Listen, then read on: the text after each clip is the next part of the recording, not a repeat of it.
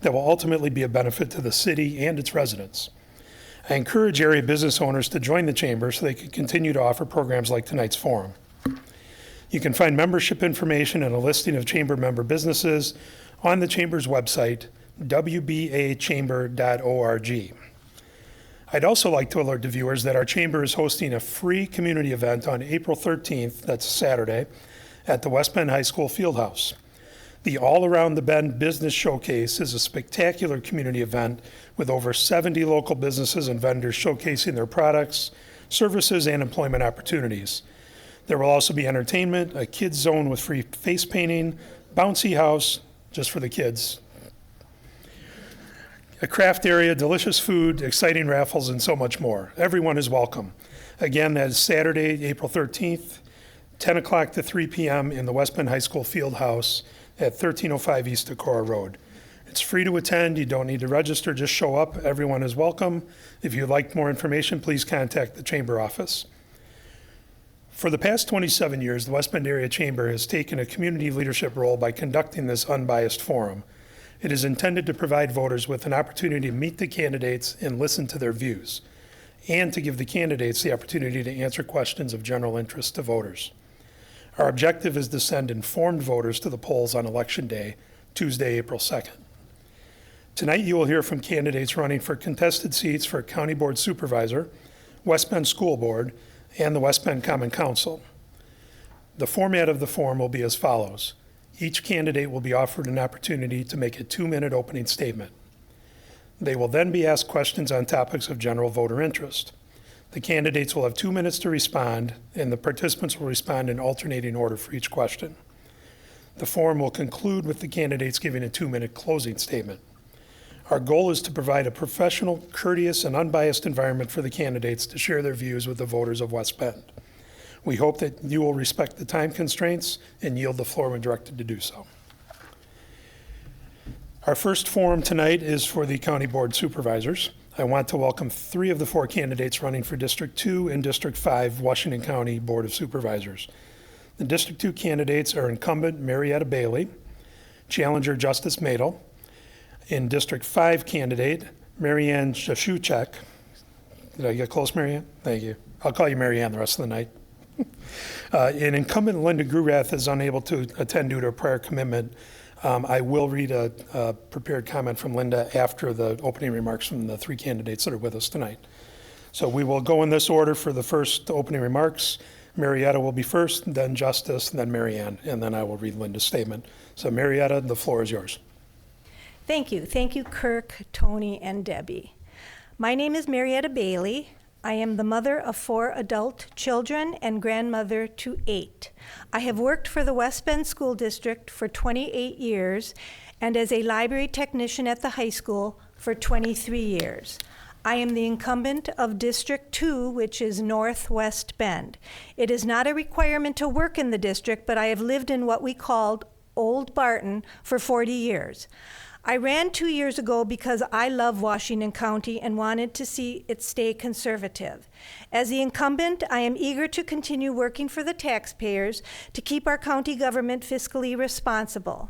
Staying within the budget and spending our money wisely and efficiently is important because the money we spend belongs to the taxpayer and not the government.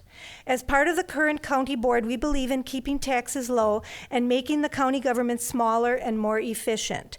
We never add a position unless we take away one somewhere else. We start with our revenues and adjust our expenses to live within our means. When we borrow money, we don't raise taxes. We fund the repayment within our existing budget. We never pay for a recurring expense with one-time money. I listened to my constituents and voted to keep the Samaritan. I support law enforcement and voted to invest in the Washington County Sheriff's Department by reallocating money from other areas to fund mental health crisis response teams and to enhance the patrol and jail areas within the Sheriff's Department. The 24-25 budget has been approved. It is balanced, has reduced the tax rate for the 10th consecutive year, and is now the lowest county property tax rate in more than 100 years. This is because of the leadership of the county executive and our county board. Thank you. Thank you, Marietta. Justice, you are next. Thank you, Kirk. Good evening, and thank you for being here and for letting me make my case to acquire the County District 2 position. As I'm sure many of you have read in the paper lately, the ongoing back and forth between the county and the city on a variety of issues, including, but not limited to, the recent county tax share referendum, which has yet to even be voted on by the county board. The Samaritan whose buyer backed out and brought us back to square one and leaving these poor residents and employees floating in limbo. The university at which my father was a professor is being shut down and also sits in a state of limbo. And finally, this lateral program being offered by the county that feels like a moving target. And all the while, none of the county supervisors that represent city constituents are anywhere to be found on any of these issues. None of the aldermen or city staff has been contacted by any of them, other than through the paper to tell us that they don't think we know how to wisely spend tax dollars. On a more productive note, I have proposed a committee that would put us all in the same room together on a consistent basis, along with other stakeholders, to hash out these and other important issues. I've been surprised since day one how little one governing body has to do with the other. It's time we started to communicate and work with each other a little better. I know that this is what my constituency wants. On that note, I'm heartened to hear door after door how happy people are with our fine city. Like it or not, if roads are the only thing your people are concerned with, that means you're doing something right. By the way, the city has increased its spending on roads every year that I've been in office and will continue to do so if I have anything to say about it. I look forward to hearing some other perspective this evening, and thank you again for this opportunity. Okay. Thank you, Justice. Mary Ann? Good evening, and thank you everybody for coming to listen to us. So I'm running for county supervisor for a couple reasons. I'm really interested in the issues that we're now facing, and I think I can contribute. Also, I actually don't feel like I've done enough public service, so I really would like an opportunity to serve as county supervisor in District 5. So I have qualifications and experience that will help me do this. I'm involved in our community. I'm currently on 2 boards in the city of West Bend, the Board of Review and the Board of Zoning Appeals. I work part-time at the West Bend Library, and I'm a math tutor at Moraine Park Technical College. I've actually had several careers in my life. I started out as a chemical engineer. Then I left to become a stay-at-home mom, which I did for 13 years. After that, I became a high school math teacher. So I'm retired now, but looking back on it, I think that that gives me a very broad perspective, especially the engineering part, because I'm very aware of setting goals, meeting goals, and staying within a budget.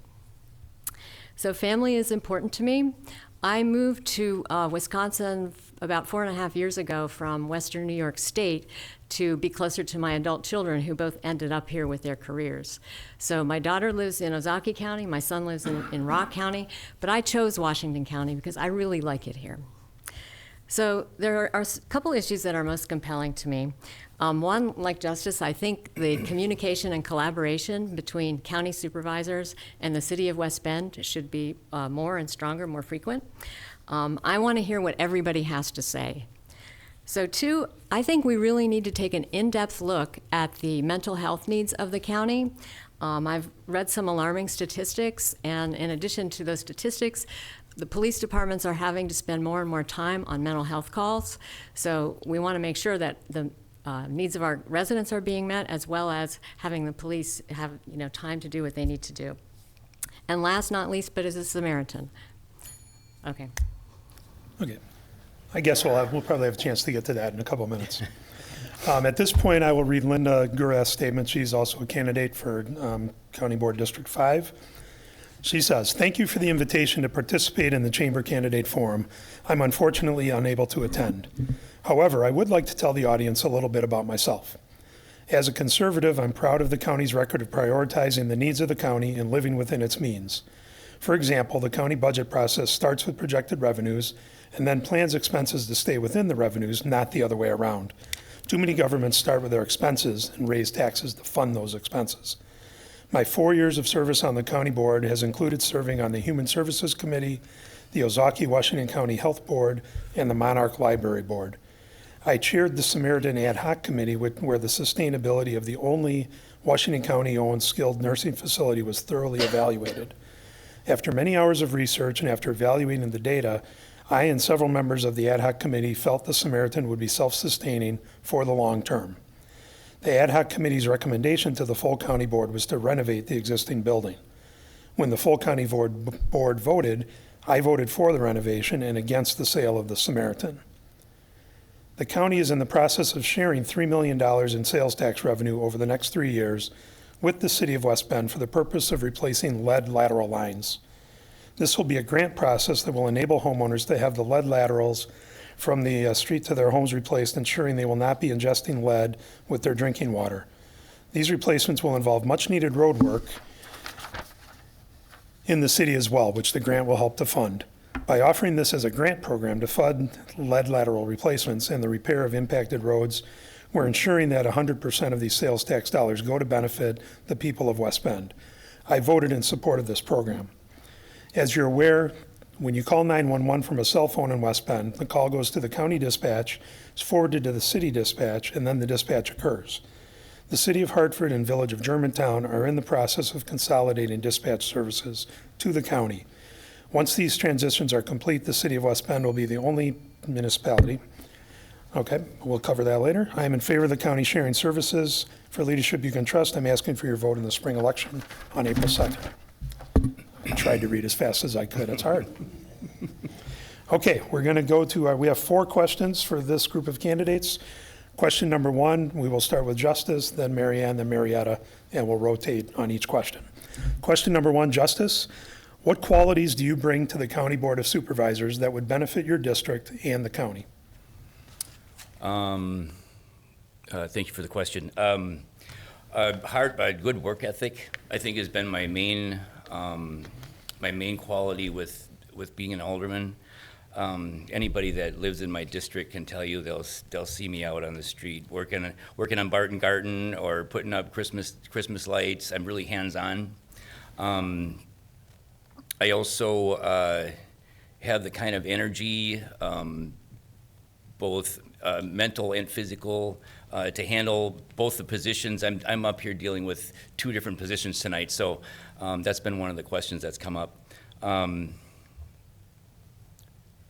I've been able to build a lot of the relationships within the city that I think are going to be really important when it comes to dealing with some of the stuff that's coming up with the county. We've got the university and we've got the Samaritan and a couple other things, and I'm with you, Marianne, on the mental health issue. Talking with the former police chief the other day about tonight's activities. He wanted me to bring that up too, and I just hadn't had the chance yet. So, yeah. Okay, thanks. We got a minute back. Okay, Marianne, same question. What qualities do you bring to the County Board of Supervisors that would benefit your district and the county? So I spoke a little bit about that in my introduction. I'm a member of 2 boards in the, or actually I think I missed that. Did I say that? Yeah, I did say that. I'm on 2 boards in the city of West Bend. I know a lot of people in the government in West Bend, and I know a lot of residents in West Bend, actually. I walk a lot, and I walk all over the district and talk to people. I just know people, from sight. So the other thing is that I'm very thorough. I look into things and see what really the facts are. I don't want to just hear what somebody says and then believe it. I want to get to the bottom of the story here. The other thing is, as an engineer, I was a project manager as well as in a manufacturing facility. I worked on a workforce development program. So those are 2 things that I think those skills can be transferred to the county. One, like I said, for awareness of budget and goals and that sort of thing. But one other thing that the county has needed, and I think it's an issue right now, is finding jobs or finding people to fill the jobs, the manufacturing jobs in the county. And I was part of a program before I retired that was very successful at this, so I hope that would also be an advantage that I can bring to the county. Okay, thank you. And Marietta, what qualities do you bring to the County Board of Supervisors that would benefit your district and the county? Well, I have lived in West Bend for 45 years and been a loyal, I've lived in West Bend for 45 years and have been a loyal employee to West Bend schools for 28 years. I'm very good at multitasking and working with all the people at the high school. I am put the people first. So whatever the teachers or the students need, their needs come first, and I am quick to take care of everything that is needed. I'm good at research, and I look at everything before I make a decision. I do jog around my district and talk directly to my constituents. Almost every day, if I see someone out, I stop and introduce myself and talk to them. I am the chairperson of two different committees on two different boards, the Republican Women's Board and the Washington County Republican Party Board. So I believe that the money does belong to the people, so that we must be good stewards of the taxpayers' money. And I do put the people first. Thank you. Okay, thank you. We'll move on to our second question, and this one we'll start with Mary Ann. During the 2023 election, several Washington County municipalities placed an advisory referendum on their ballots asking if the county should share 20% of collected sales tax revenue with the municipalities for road repairs. Where do you stand on this topic, and why? So I think the county should share that revenue. There's a couple of reasons. So the county, that sales tax revenue makes up about 8 to 10% of the county revenue, and the municipalities were just asking for 20% of that. So that would be, the county has a $140 million budget, so that would be like $2 to $3 million that the county would share with the municipalities. The county is very good at managing money. I'm very impressed with all the things that they do and how taxes have been low. So I think the county could easily figure out a way to share that, especially considering that was the will of the voters. To me, that's the final word, is the people want that. More than 70% of the people wanted it. So in this day and age, it's hard to get that many people agreeing on anything. So I really think, I think that the county should share that tax revenue. Okay, thank you. Marietta, you will be next on this one. During the 2023 elections, several Washington County municipalities placed an advisory referendum on their ballots asking if the county should share 20% of collected sales tax revenue with the municipalities for road repairs. Where do you stand on this topic, and why?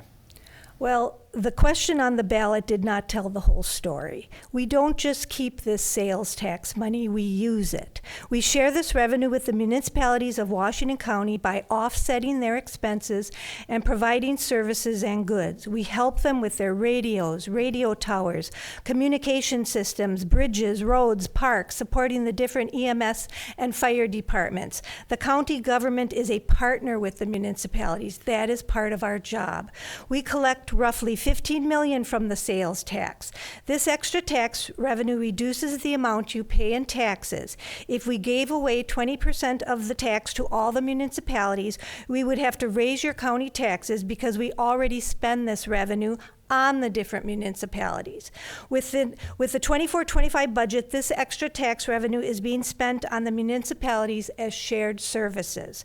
I fully support using the sales tax money as shared services instead of just giving a blank check to the municipalities. The county is trying to share the sales tax with West Bend by helping to fix lead laterals in 850 homes. We offered them a grant to remove the lead laterals entirely and fix the roads. This will give more money to West Bend than they would receive if we shared 20% of it. The city wanted $20,000 per lateral. The county said yes. The grant of $20,000 per lateral is very gracious. Now, just on Monday, the city told the county no to the $20,000. They just want to fix only the lead laterals in the yards at $5,000. This means lead will still be going into the homes. The city is saying no to the $20,000 grant and told the county that we can't fix the roads as part of this and that the roads are not their priority. To say we are not sharing the sales tax is not accurate. The county has proven we can handle the taxpayer money and provide quality service that benefits the people. Helping the municipalities with services is how we share this sales tax. Thank you. Thank you, Marietta. Lastly, Justice, do you want me to repeat the question, or you just want to go? I think we know what the question is. Okay. Yeah, that's fine. I 100% agree with Mary Ann. I think the county should stay.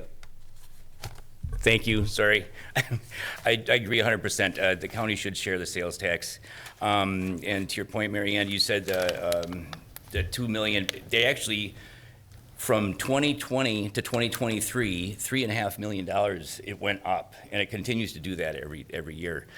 So it's not that the money isn't there. The idea that the county would be writing a blank check to the city, I've heard it said, I was just in a meeting with the county executive the other night, and he told us straight up that they do not trust the city to spend that money wisely. And it just the whole thing doesn't feel right.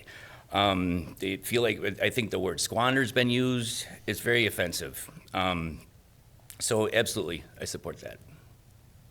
Okay, thank you. We will now move on to our third question, and we will begin this one with Marietta. If your campaign is successful, how will your election positively impact area businesses?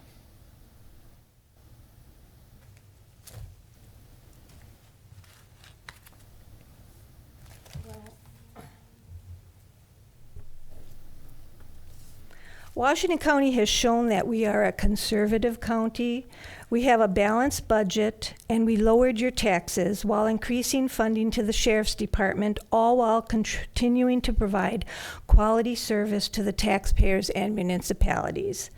As a county supervisor, we are elected to uphold Washington County's vision, community, a balanced budget, operating government more like a business, and reducing the size of government. We must be good stewards of the taxpayers' money. The current county board has represented the people by accomplishing all these things and will continue to take care of our people. There is a need for more industry and businesses in Washington County. Governments cannot create jobs or a workforce, but we can create a thriving community to attract businesses and industry. I also think it is the time for our local governments to talk about and set up a plan for the illegal immigration issue impacting every community in this country. My personal vision is to keep representing the people in a conservative way and uphold their rights under the Constitution. Thank you. Okay, thank you, Marietta. Justice? Can you state the question again? I'm sorry. Happy to, yes. If your campaign is successful, how will your election positively impact area businesses? Okay. Well, as the District 7 alderman, I believe I and a group that I'm involved with, the Historic Barton Business Association, has had a huge impact on local businesses. And we, in fact, have 2 brand new businesses moving into Barton as we speak, the bank up on the corner and a salon that's building right now, another salon that just moved into another building that existed. And I'm not going to take direct credit for that, but I think that beautification of the area has helped that a lot. We put 3 large, high-powered LED, multicolored lights on the bridge that shine onto the dam and light up the dam at night. We do Christmas decorations every year. We put banners up on the street lights. We made the area bike-friendly by putting up a bunch of bike racks. God, it's just a pile of stuff. We're putting up planters this year. We've grabbed some of the downtown stuff, and they gave us a lot of their Christmas decorations, and we've been utilizing those. They also gave us some of the planters that were downtown before the Main Street reconstruction, and we're going to be putting those up. I just put a couple up last weekend. There will be about a dozen of them up and down Barton Avenue that will continue to beautify the area, and it's attracting business. It's working. Okay, thank you. Thank you. Marianne, if your campaign is successful, how will your election positively impact area businesses? So, as an engineer, I worked for several different manufacturing companies, and so I really support manufacturing in the United States and in Wisconsin and in our county. What I'd like to see actually is, I don't know personally all the types of manufacturing in the county, but I'd like to see a survey of what kind of employees they need, whether how much is advanced manufacturing, how much is other types of manufacturing. The program I was involved with in New York State, actually, we got together a group of companies, advanced manufacturing, and we created a program where we traveled around to different high schools and gave students who were not planning on going to college a career option to work in manufacturing. So today's manufacturing is not what your father or grandfather did. It's totally different. So offering opportunities to local high school students to help businesses would be one kind of thing I think that I could help with. Also, I would support things like the EDWC, the Economic Development of Washington County program that has revolving loans for new businesses. I think that's a great thing. And in general, I stay in touch with what's going on with the city of West Bend and businesses there and improvements to downtown and things like that. So, thank you. Okay, thank you. We are now to our fourth and final question. Justice, we'll start with you on this one again. What challenges or opportunities do you see in the next 2 or 3 years for Washington County that, to the best of your knowledge, no one has started talking about yet?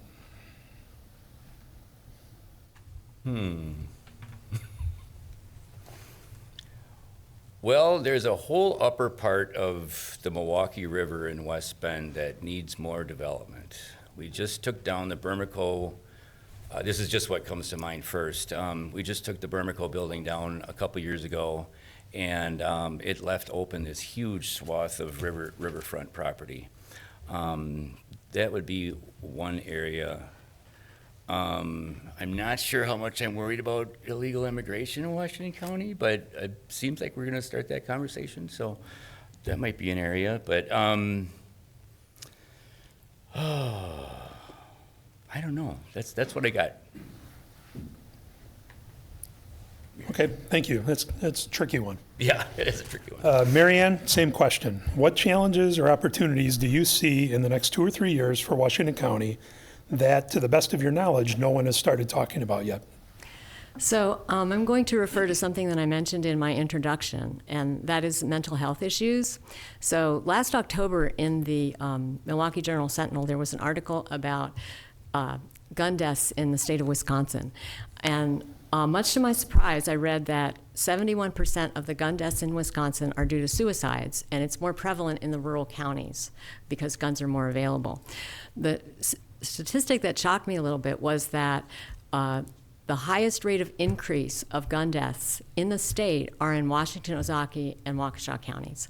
So I think that we really need to take a hard look at mental health, the mental health of citizens or residents of our county.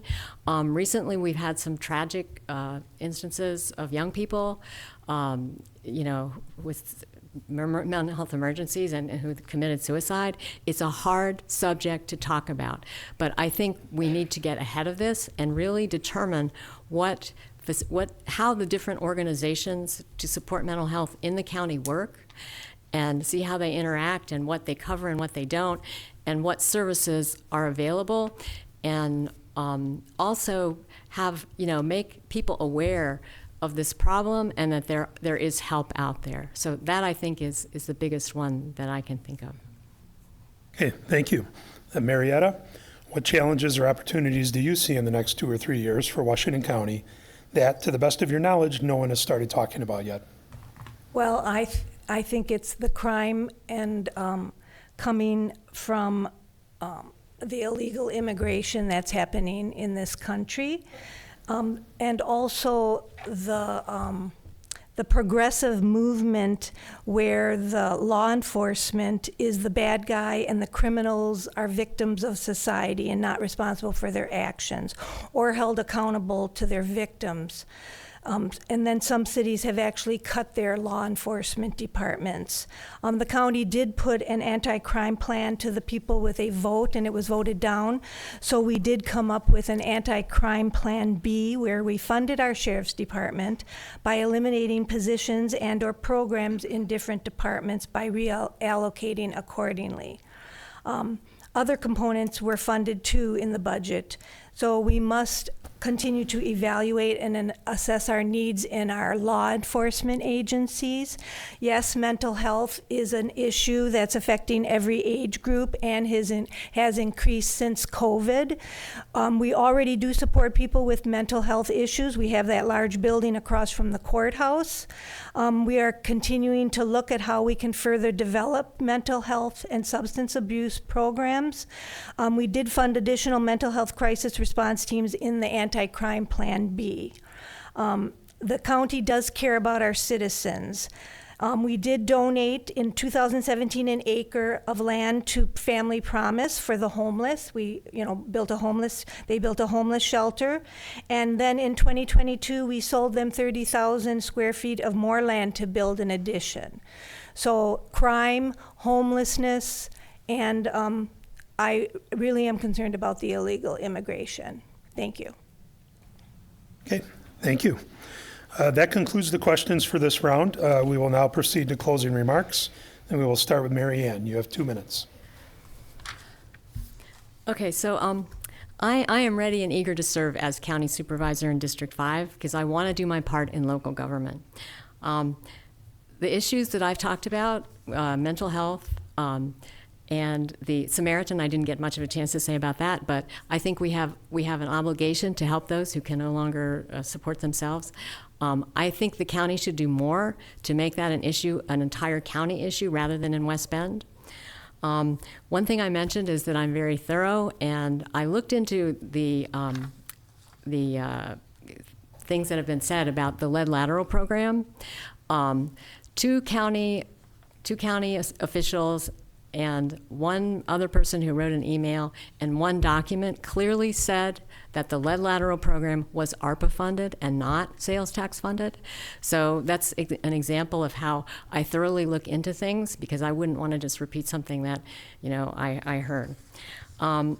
So I've been endorsed by Mike Miller, a former mayor of West Bend, and our current mayor, Joel Ongert.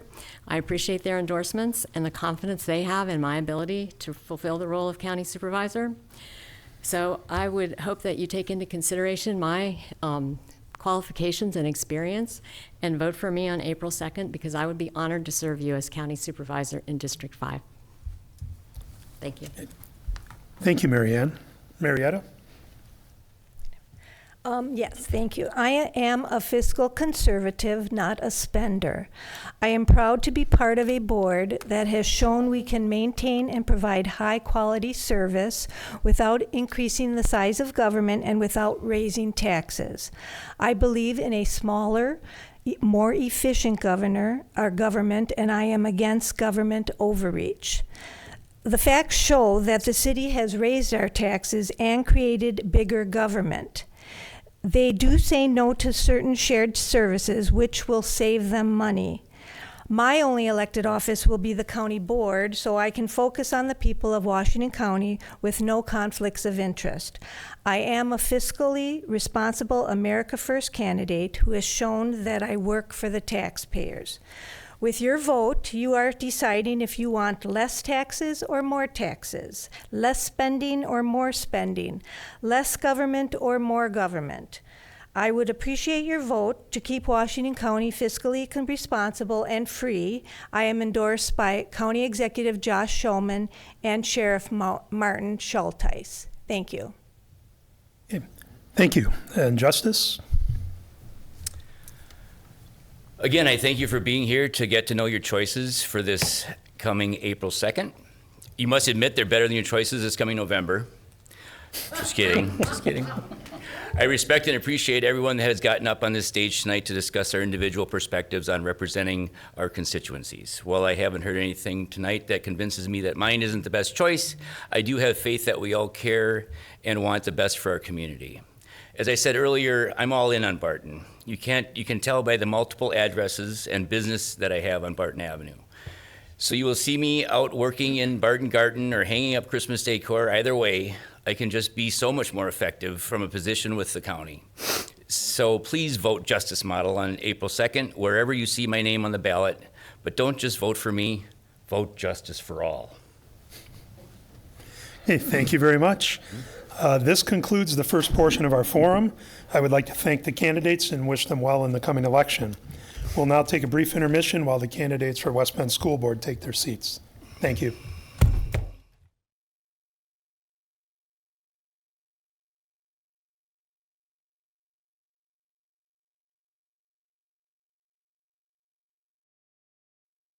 Welcome back. Just for those that may not have been here, for the first segment, I'm going to repeat the rules really quickly for the forum. Each candidate will be offered an opportunity to make a 2-minute opening statement. They will then be asked questions on topics of general voter interest. The candidates will have 2 minutes to respond, and they will respond in alternating order for each question. The forum will then conclude with the candidates giving a 2-minute closing statement. Thank you. We will now start the forum for the West Bend School Board. Welcome to 3 of our candidates that are running for the 2 available board seats, Chris Jenkins, Sanal Ramani, and Chris Swigert. Bill Schultz is also a candidate, but he was unable to attend tonight. We will start in alphabetical order for the session. The opening remarks, we will start with Chris Jenkins. Sure. Well, thank you so much. Welcome to everybody. Thank you to the Chamber, City Hall, and Kirk for helping to host this annual event. My name is Chris Jenkins. I've lived in the district for 20 plus years now and do so with my wife, Leanne, and our 5 children, plus we have 2 more on the way, believe it or not. I'm a proud graduate of the West Bend High Schools, later on attending the UW system and completing my master's in public administration. I am no stranger to public service, having previously served here as mayor in the city of West Bend. I've also been a city alderman, county supervisor, and president of our local library board. I currently serve as president of Musical Masters Theater Company, treasurer of the West Bend Early Risers Kiwanis. I'm a member of the YMCA Programming and Membership Committee, and as president of our local church's Sunday School. All of these provide opportunity, support, and funding for children right here in our community. During the day, I work as the joint municipal administrator for the village and town of Fredonia, where I get to leverage my public sector background to work on a variety of projects from public administration, public safety, economic development, and infrastructure investment. I'm clearly invested in the community, and I hope to lean on my public sector background and knowledge to help the West Bend School District over the coming years. My top priority is making sure that we tackle building maintenance, updates, and right sizing in a thoughtful and appropriate way while being transparent and keeping our community involved. I hope we can continue to expand on the wide array of offerings, various technology and collaborative partnerships, along with a rigorous curriculum. And finally, I wish to invest in resources and programs that support our faculty and staff to be able to be phenomenal teachers, and thereby help us create the next generation of leaders, business owners, and advocates right here in our community. I look forward to telling you more, and I would be honored to earn your vote. Thank you. Okay. Thank you, Chris. Sanal? Thank you. Good evening to everyone here in attendance, everyone watching at home, and West Bend Chambers for hosting the forum. For those of you who don't know me, I'm Sanal Ramani, and I'm excited to be running for this seat on the West Bend School Board. I've been married to my husband, Dr. Harish Ramani, for 18 years. As a parent of 2 awesome kids, Hannah will be freshman at West Bend West next year, and Seth, who will be in 6th grade at the Silverbrook. Like you, education is certainly a priority for me. I hold a degree in human resources management and have been an HR leader for the past 20 years. I'm going to be completely honest and tell you that I don't know there is to know everything about the school board and everything that it entails. But I do think that I represent many of you as a parents in the district when it comes to wanting more communication and transparency in the district. There are some important qualities that I think members of the school board should hold. The first, having an open mind. I don't feel it is right to just focus on your own belief, but you must be willing to see all sides of the situation and be willing to compromise to find the solution. You must not be afraid to make tough decisions, and you need to keep in your mind that main focus should be to do what's in the best interest of all students and to play a supportive role with teachers. Give teachers a voice to go to them for their input on a decision that are being made. Teachers are incredible problem solvers. Let them help. Many people have asked me what my goals are. Should I get onto the board? I think it's easy to say that you want to do all the things, but until you get in and see what's really going on, it's hard to know what needed to be done. What I do know is that I love the district and my kids love their school. I want kids to come to school every day excited to learn and grow, and I want them to have a safe environment to be themselves in. I want them to reach their full potential with the help of our amazing teachers. I want our teachers to be feel supported and to love coming to school every day. I want them to not feel afraid to hold kids accountable and to be able to push the kids to their absolute best. Best of luck to all the candidates tonight. Thank you. And finally, Chris Weigert. Thank you, and thanks to the West Bend Area Chamber of Commerce for the use of, for organizing this, and to the City of West Bend for the use of this forum, all those in attendance tonight. Mr. Emmerich, thank you also for guiding us through the process tonight. For those of you watching who may not know me, my name is Chris Weigert. I currently am a member of the school board. I've served on the school board for 6 years and currently serve as school board president. By day, I serve as chief legal officer, senior vice president for West Bend Insurance Company, and I've been there for, it's going to be just about 29 years, and I've resided in the district for 20. I originally actually grew up in Dodge County, just to the west of here. I'm going to see if anyone in the audience recognizes the name Iron Ridge, which is a little village. Oh, there are some nods where I grew up. Where I think when I grew up, there were about 600 people there, and today there are about 750 people there.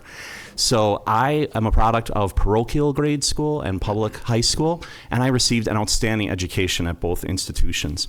So I'm running for re-election for several reasons, but I'm going to really focus on the primary one, which is I am a firm believer in the power of education. My education has served me very, very well in my career. The importance of giving our children access to a solid education to prepare them for their futures, no matter what they do or where they go, that cannot be overstated.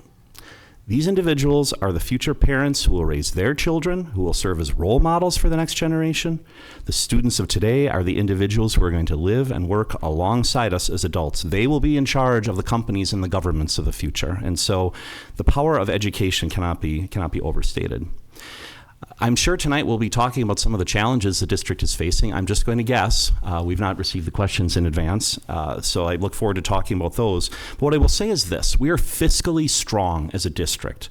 The community should be very, very proud of that. You pushed the school board and past school boards to move us in that direction.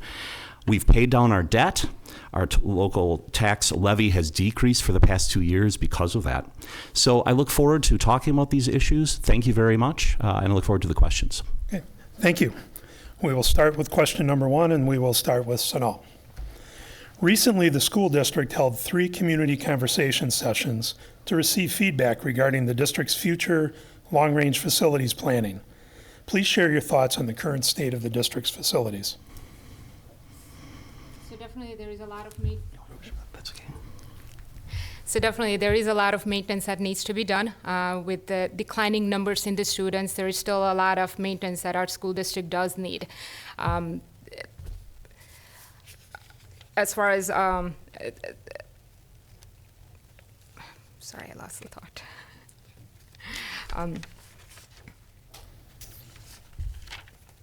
I apologize, I lost the thought of. Can you repeat the question, please? Sure. The school district recently held 3 community conversation sessions to get feedback on their long-range facilities plans. Please share your thoughts on the current state of the district's facilities.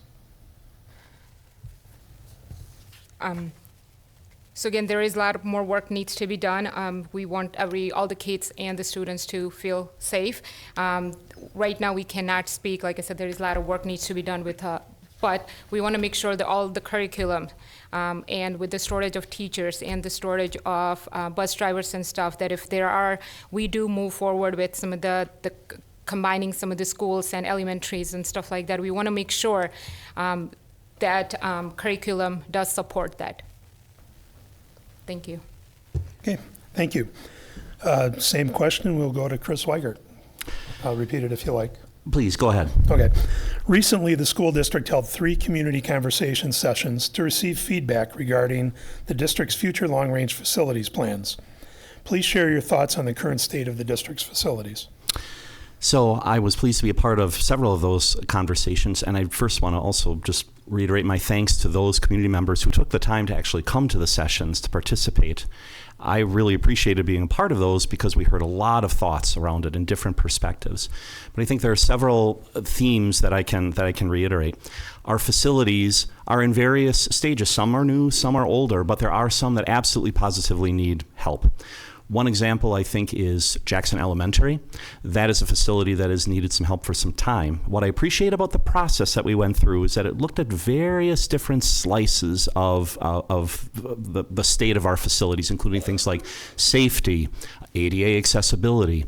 Are the schools configured appropriately? For instance, you can have a classroom that's very, very well suited for math, but it doesn't necessarily work well as a chemistry lab, just as a random example. And that's a hypothetical example. But that configuration is very, very important. So what I would say is we absolutely need, the facilities need attention. However, we have opportunities around how we give that attention to our facilities. Maybe later on we'll talk about the fact that our school is experiencing declining enrollment like many other districts are. What that allows us to do is take a look at our facilities to say, are there opportunities to combine or reconfigure them in a way that we can put our children into the areas of the school or facilities that really make the most sense, so that we can decrease the need for our footprint. If that's the case, not only will that save district dollars, but it'll allow us to focus our limited dollars to make those facilities work the best. And so we definitely need help, but we have opportunities for the future. Okay, thank you. And last but not least, Chris Jenkins. Sure, thank you. Well, I'll second much of what Mr. Zweigert said. I was honored to be a part of that community conversation process. Since January, since I announced, I actually toured every single school in our school district, and I went in the underbellies. I saw Jackson in all its glory, and talked to maintenance staff, and really got a good picture of the concerns that many of our buildings face. I mean, when you look at when those buildings were built, a majority of them were 1950s, 60s, when we were in a nice population boom. I understand that, a family of our size with 7 is the anomaly. The enrollment is going down, as we discussed, and so we need to be proactive in right-sizing and having those conversations. I think going through the community conversation process is exactly how we should be doing it. We should be getting that community buy-in, listening to those stakeholders, getting that input, because then when we sit down to have those really tough conversations about possibly closing down a school, moving district offices, we have that feedback from the community in order to more confidently make those decisions. And I'll just add that when we address those facilities, making sure that security is top of mind. As we all know, we live in a day and age where that is a higher priority. I'm very thankful for my time serving as mayor. We have an awesome police force here in the city of West Bend. We have great community partners in Jackson. But in addition to that, we need to have facilities that lay out those 3 layers of security for entrances. And in addition to that, collaborative spaces, and a lot of the other creative ways that we can incorporate technology and just good use of space when we're planning out those facilities. So all of that is an opportunity for us to pounce on, and I'd be honored to be a part of it. Okay, thank you. Second question, and we will start with Mr. Zweigert on this one. You predicted it about 2 minutes ago. How should the school board address the issue of declining enrollment? What a shocker. No, and that is it's a topic of conversation that we've talked about at many, many school board meetings. And the first thing is, I think people think, oh my gosh, are people fleeing the school district? The reality is it has to do with declining enrollment when we declining birth rate. That's what's contributing in largest part to declining enrollment. And we see this in other districts. We see this in parochial schools as well. So we're not alone.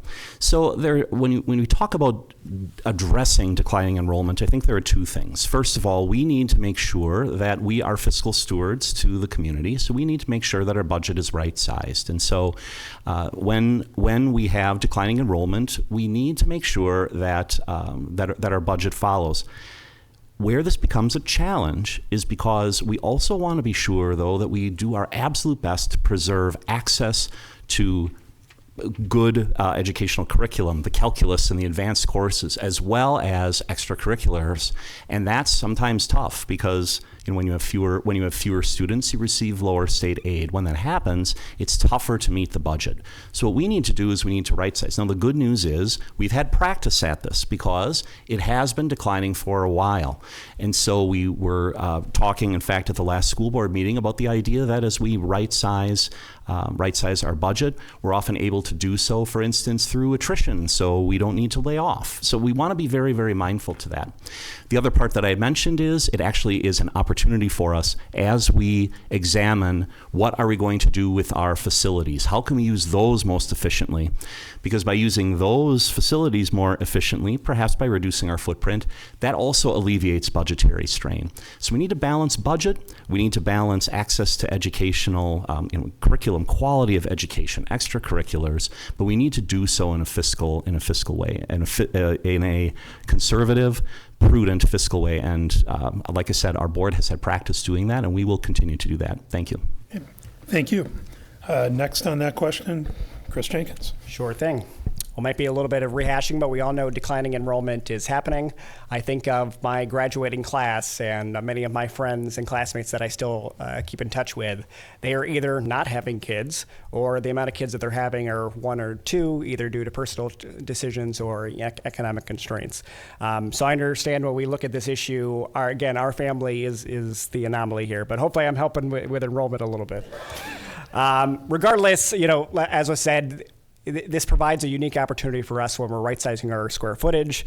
The tax burden goes down. The economic burden on our school district is less because there's less students that we need to provide these resources and education for. All that being said, I would love for us to, and we're certainly doing this, but I would love for us to celebrate our wins and really market our school district. I believe that by doing that, as we bring in new families, whether it's Jackson that's growing, the new apartments that we have here in the city of West Bend, even though there's going to be smaller families, we're going to let them know that this is the place to send their kids. We're doing some crazy awesome things when it comes to extracurriculars and other opportunities, education, technology, partnerships within the community, that when they have that choice to send maybe their one or two kids that they have, they're making the choice to send to the West Bend School District. Thank you. Okay, thank you. And last on this question, Sunil. I'll repeat it if you like. Like both Chris said, birth rate definitely that's a huge part, but also having more positive communication and getting more of the positive out there. We do see here on the social media, anytime there is a fight in school or anything that happens, that's the first thing that goes out there. So maybe, bringing up the school district does do a lot of good things, but it's just getting that communication out, saying that there is a lot of good in the school district, a lot of good things that is happening. So focusing on a lot of the positive. Also, keeping good teachers. Last week, as I was having just 2 teachers in my own neighborhood, they stay in West Bend, but they work in a different school district. Why? So various different reasons, but again, just hearing, hey, what goes on and stuff like that. So just keeping our good teachers in our district and keeping that positive communication that could definitely help bring the other people, from outside coming and saying, hey, this is a school district. Thank you. Okay, thank you. We'll now move on to our third question of the night. Is there a particular issue that motivates you to serve on the school board? And we will start with Chris Jenkins on this one. Sure. I feel like we've covered the main ones. But in addition, and maybe I'll just jump off what Ms. Romani just said, the perception of our school and our school district is certainly something I would like to improve. Whether it's on social media or I too have teachers in my neighborhood that don't work in our school district. I would love for us to address what those key issues are, discuss with staff, discuss with teachers, and discuss with families to say, if you are in this community, what is deterring you away from sending your kids here or working within our school district? So I'd say in addition to, of course, declining enrollment, building maintenance, and all the above, honing in on that community perception and helping to address those problems through short and long-term strategic planning, I think is the way that we can help grow and set ourselves up for success within the school district. Okay, thank you. Sunal, same question. Is there a particular issue that motivates you to serve on the school board? Yes, I would say advanced learning opportunities. Like I said earlier, our school district does a lot of the good things. There are a lot of programs, advancement career opportunities are offered at the high school level. Right now, there is no hands-on learning classes that are offered in the middle school. There's not a whole lot of options for the Silverbrook Intermediate School.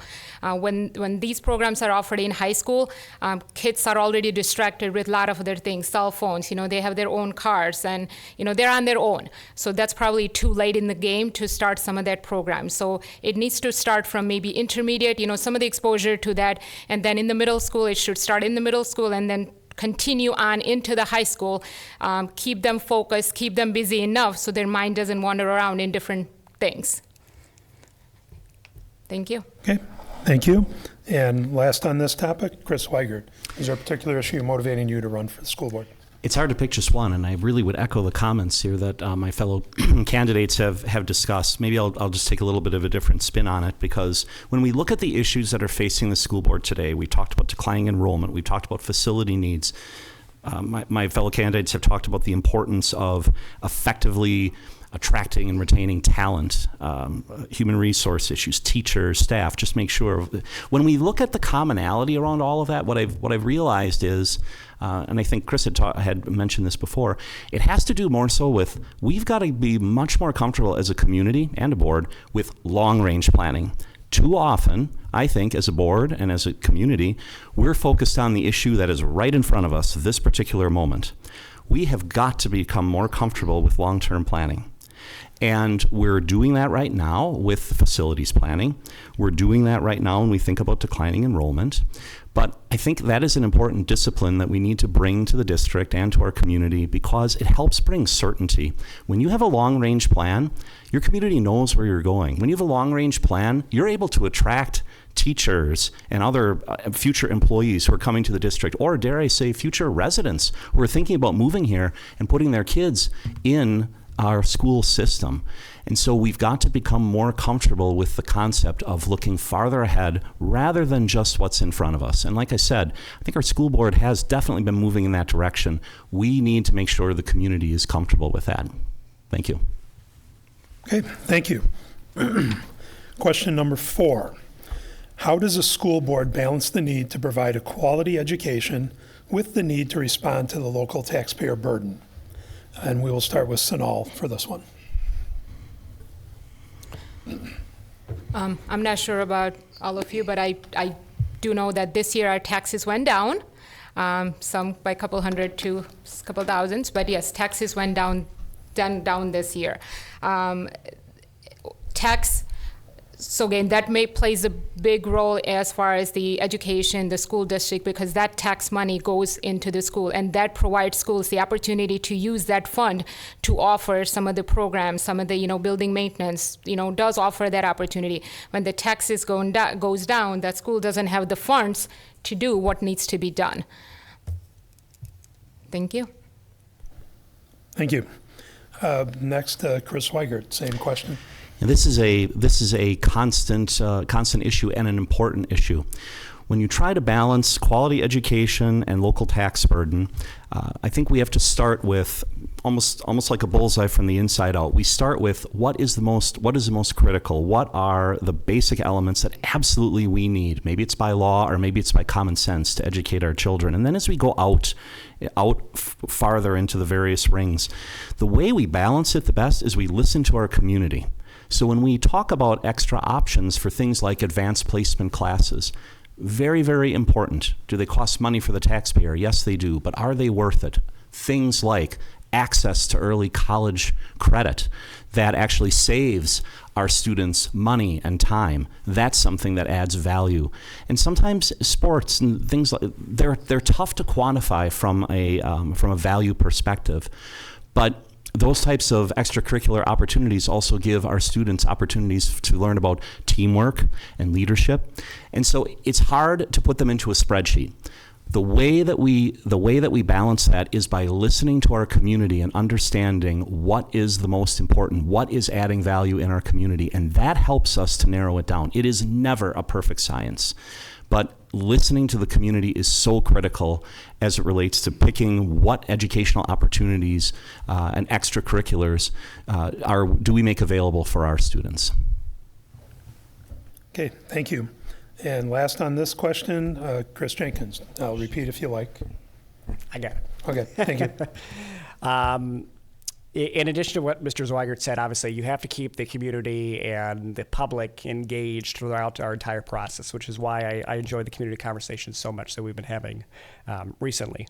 In addition, short and long-term planning, it's a real thing. It's not just writing ideas down. It's creating concrete steps that help us to move forward on a variety of issues that we are talking about and addressing. And then once you identify those needs, you have to be realistic about, having your pulse on the population that you're representing. Because at the end of the day, whoever gets elected here, are going to be making those actual votes. A great example of that is in the city of West Bend while I was mayor. We researched the fire department, and it was a long process. I know some of us in the audience were a part of it. We did multiple studies, multiple sessions, ideas, and meeting with various people. But at the end of the day, when we were told, hey, we need 9 new firefighters, we had the option to maybe do a referendum or throw out some more questions out there. But we chose to, pull up our big boy pants and make that decision because we knew that it was the right thing to do for our community. And I'll just speaking on firefighters, a great example that the school board recently did was talk about a new class for firefighters to get early credit to inspire that next generation of public safety individuals. That's a great example of recognizing the needs here in our community and not only addressing that issue with an education-based solution, but backing that up with the funding and commitment to carry out that program.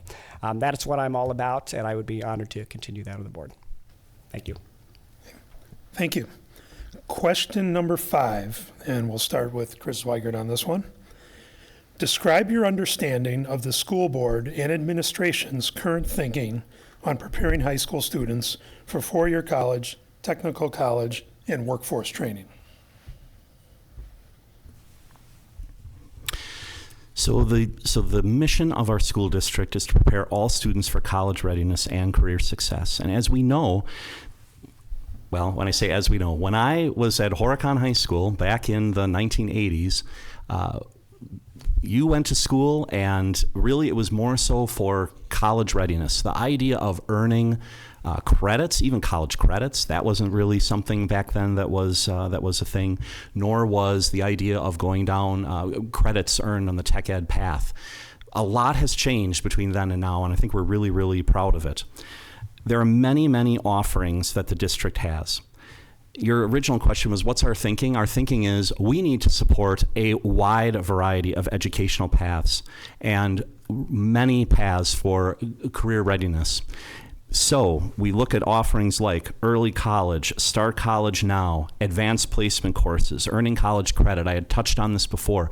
The ability to earn college credits and graduate early, save money on tuition, but partnerships with Moraine Park Technical College, UWWC, the EMT and Firefighter Certification Program that Mr. Jenkins was discussing, collaboration with other schools, where, for instance, with Kewaskum, we have a collaboration where they have classes around agriculture and veterinary science, and we send some students there. They send some students to construction classes that we host and work with Habitat for Humanity. The point is, the district's thinking and philosophy is to be broad supporters of all of these options, and we have demonstrated that we have increased these options and will continue to do so.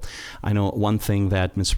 Romani certainly is interested in, technical education, and we need to be responsive to our employers and our students. Thank you. Mr. Jenkins, same question. Be happy to repeat it if you like. I'll go ahead. Describe your understanding of the school board and administration's current thinking on preparing high school students for four-year college, technical college, and workforce training.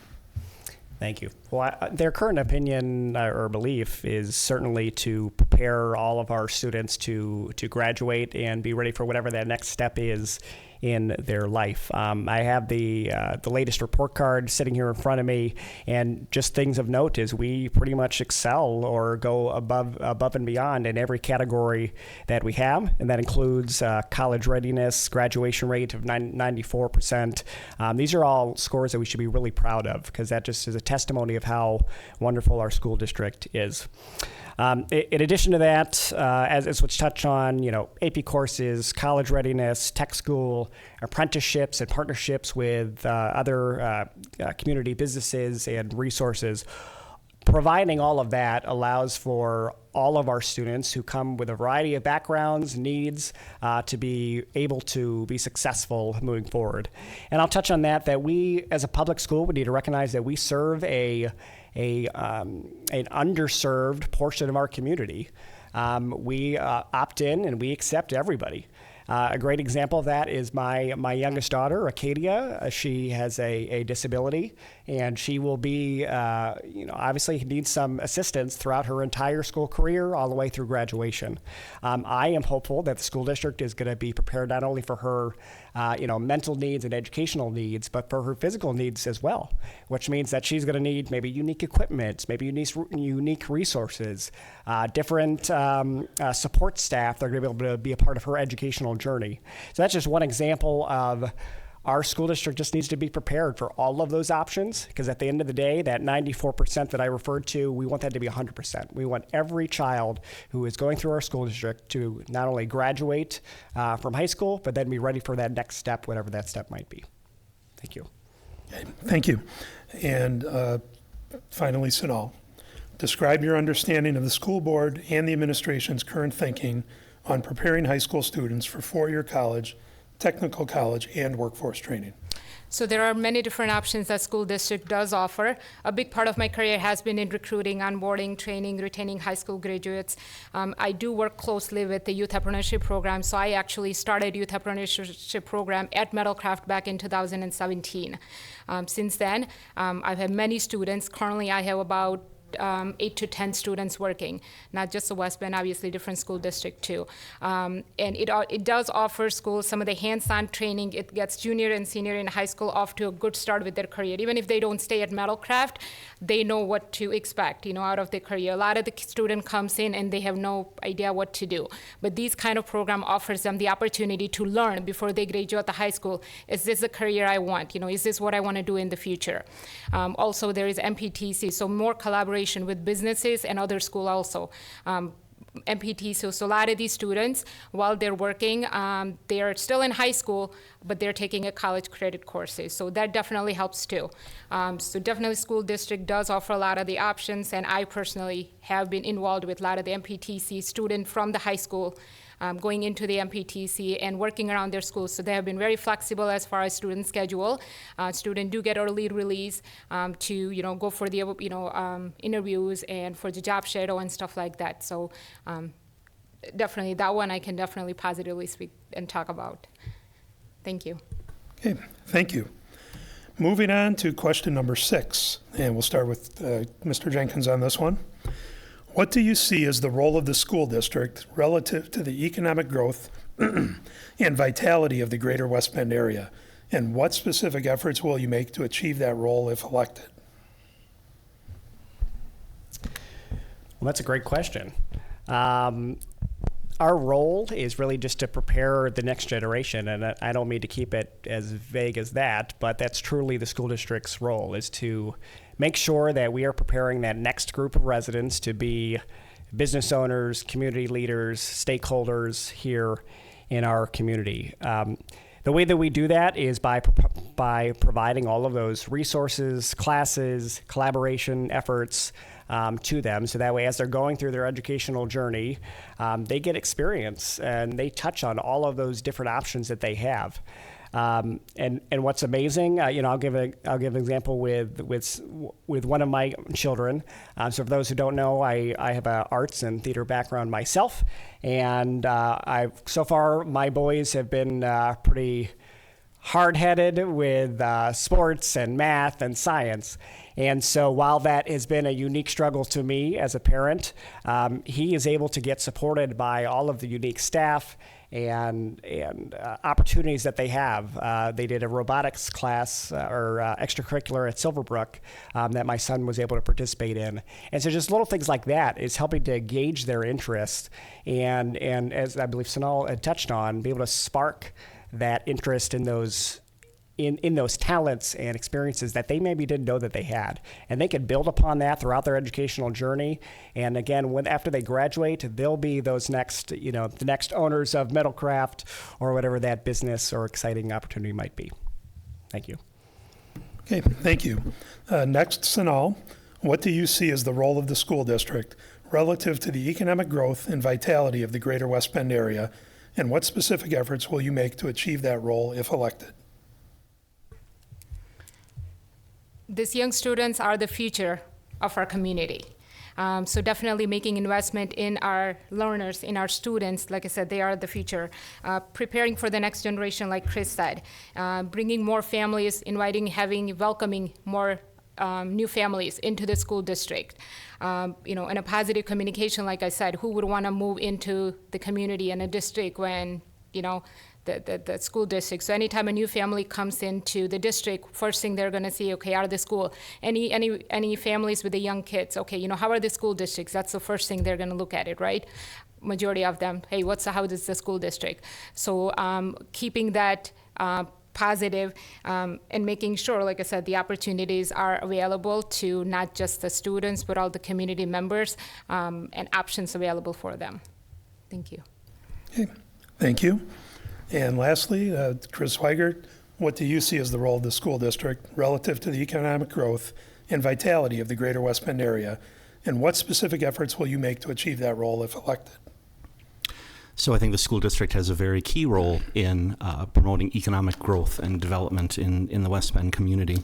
And I began my introduction today talking about, first of all, just how important education is to our students, because they are our future, and I think they've touched on that. They're going to be the future business owners, the future government leaders, the future consumers, the parents, and so that has an economic effect as well. We want to have available, productive, well-educated workers, certainly. So that's one slice of it, but there are more slices. Another slice is our staff. We want to be sure that we can attract and retain high-quality staff, teachers. Those folks live in our community. They spend money in our community. We want them to be key members of the community. We need to make sure that from a salary benefits perspective, that it's competitive, that it's attractive, and that we set a positive culture, a positive example for our workers as well, so that they are attracted to the district. The other is, and I believe Sanal touched on this as well, is we want to be able to attract future residents to this community. We don't want to have an obstacle in the way of a future resident who's deciding, should I live here or here, and say, well, I'm not sure I necessarily like the district. That would be a shame, and that would be damaging to our economy. So we absolutely need to make sure that we're doing all the things that the other candidates and I have talked about before, and that is continue to make it an attractive option for our students, fiscally conservative, but attractive with various options, ways that we can continue to strengthen our students and the educational quality of the district. Thank you. Okay, thank you. You guys have made it all the way to the 7th question, so we're almost there. We'll start with Sanal on this one. Short but sweet. Why should you be elected to the school board? Like I said, my experience as a parent, as a HR leader for about 20 years, and community leader has prepared me well for this role. I do work with high school, colleges, including the technical schools, to provide employment opportunity and resources for all the students. As an HR leader, I have experience working with a diverse population communities and understand the collaboration and the teamwork. So as an HR, I do work with, like I said, a lot of different personalities, same as a student. I do a lot of coaching with my managers, with my leaders. Working with 15-year-olds to different age groups, and right now the labor force, it's changed over the years. The demand, the requirements has changed over the years. So I do have a very experience working with that diverse group, and like I said, managing it, coaching it, I do at work, and again, this is outside of my comfort zone, so that's why I'm unable to answer clearly. But I have, like I said, worked with the different personalities, so I can definitely manage the people, the people, and the culture. Thank you. Okay, thank you. Same question, Chris Weigert. Why should I be elected to the school board? Well, here's what I can start by mentioning is the skills that I bring to the school board. So my undergraduate degree is in accounting. I'm a certified public accountant. I have a law degree. And all these professional certifications help. The reality is we really want a variety of different skill sets on the board. But what I would really like to focus on more so is my ability to forge relationships, the relationships that I've built in the community, key members, whether it's in the private or the public sector. It very much helps when I need to get advice from others and listen to others around what's your perspective on this. I want to be a listener and bring those thoughts together to help make a good quality decision. Over the last 6 years, I've built strong knowledge of district operations, budgets, the vagaries of school board finance. And so if I'm reelected, I can hit the ground running and be certainly productive on day one. The other part that I will say is I would hope that those that follow our school board meetings would agree with me when I say one of my proudest achievements is I try to moderate discussions at the school board in a way that everyone has an opportunity to share their thoughts in a neutral environment and debate them with respect and decorum. And that, I think, sets our board apart from others. And I would pledge to continue that going forward. Thank you. Okay, thank you. And last but not least, Mr. Jenkins. Sure, I'll just touch on 3 points quickly here. The first one is my public sector experience. I know how the tax levy is created. I know how you take out bonds, their impact on the tax roll. I understand constraints of balancing budget with real people's tax dollars. That's literally what I do for a living. I understand those constraints. I understand those concerns. And I understand that we need to solicit feedback from our community as we make those important decisions that we have. In addition to that, I've served or continue to serve on a variety of community boards, a lot of which that I have led either as chairman or president of. And through that process, I've learned how to, collaborate, listen to feedback, and try to help everybody come together on consensus. But you know what? When you serve on a board of, X amount of people, sometimes you don't agree. And you win some votes and you lose some. But what I've learned is that regardless, if you as a group decide that this is the path forward, whether you personally voted for it or not, it's your job, especially as the leader of the organization, to rally the troops and come together. And I believe that I have the experience in doing just that. And then my final point is my children. I have, like I said, I have 7, it's going to be 7 children. I now have 18 more years to make sure that the school district is a awesome, wonderful, terrific place, not only to raise kids, but to send our children to school. Thank you. Okay, thank you. That concludes the question portion of the forum. We will now wrap up with closing remarks, and Chris Weigert will have you go first. Well, thank you. Allow me to again reiterate my thanks to the West Bend Area Chamber of Commerce for hosting this event. Mr. Emmerich, thank you for guiding us through through this forum. So we've discussed several issues tonight, and I think the community's got a tough job ahead of it because I'm not sure there's a lot of disagreement up here, and that's okay. We've all talked about opportunities to strengthen the district for the benefit of our residents and for our children. What I want to do is reiterate my comment that I, again, will participate in board meetings in a manner that continues to facilitate and encourage open discussions so that our board can find consensus wherever possible. That approach has helped our board navigate some very difficult issues that otherwise could have been very divisive. And maybe I'll just conclude with my thoughts on the role of a school board member. So as an attorney, you're always kind of drawn to examples that involve the law, and there are many. There are individuals that run for judge, and that comes up from time to time. And I think sometimes school board members are tempted to think that they're like judges, and that is, well, the community elected me, so I get to make the call. And judges have to do that. They don't get to go, have coffee with people during a trial and say, "What do you think about this?" or "What do you think about that?" That's not the role of a judge. But a school board member is different. We do not make our decisions in isolation. I cannot imagine that the community would want us to make decisions in isolation. We need to find out what the community is thinking. If we don't know what the community is thinking, we need to dig deeper and find ways to find out. And sometimes you'll find that there are viewpoints that are the majority of our community, but might be not what I would normally think.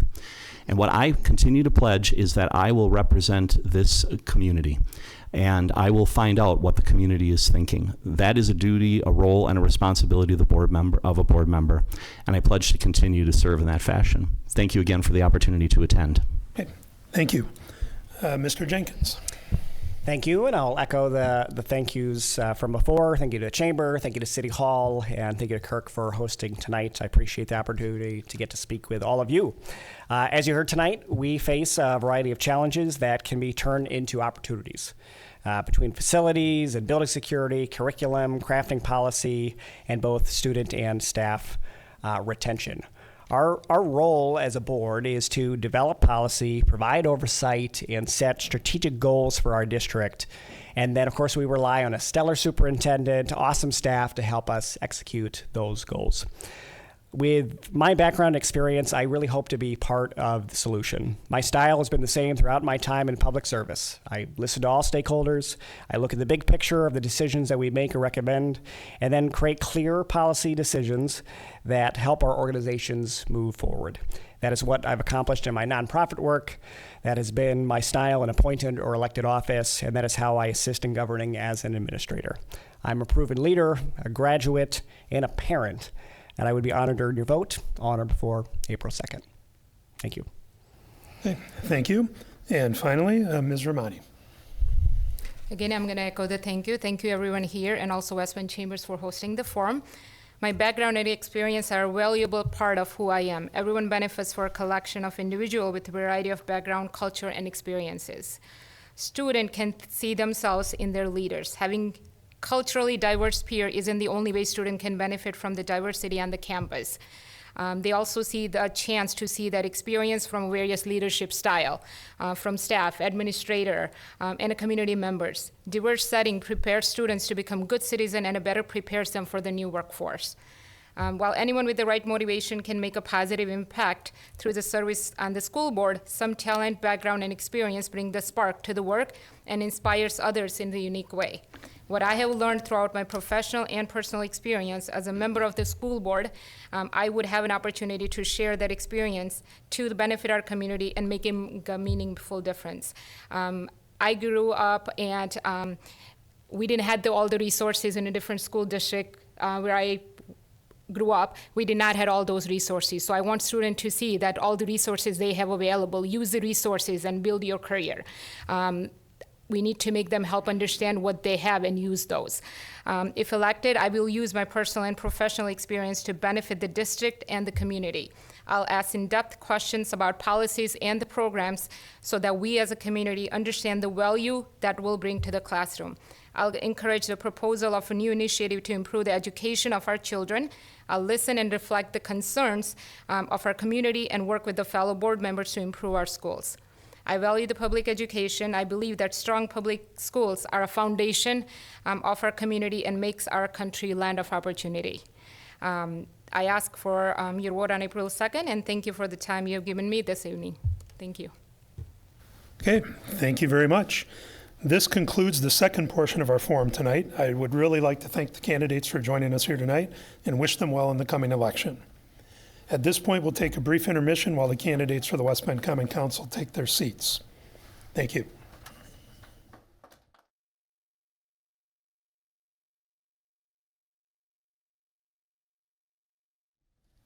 Welcome back, everybody.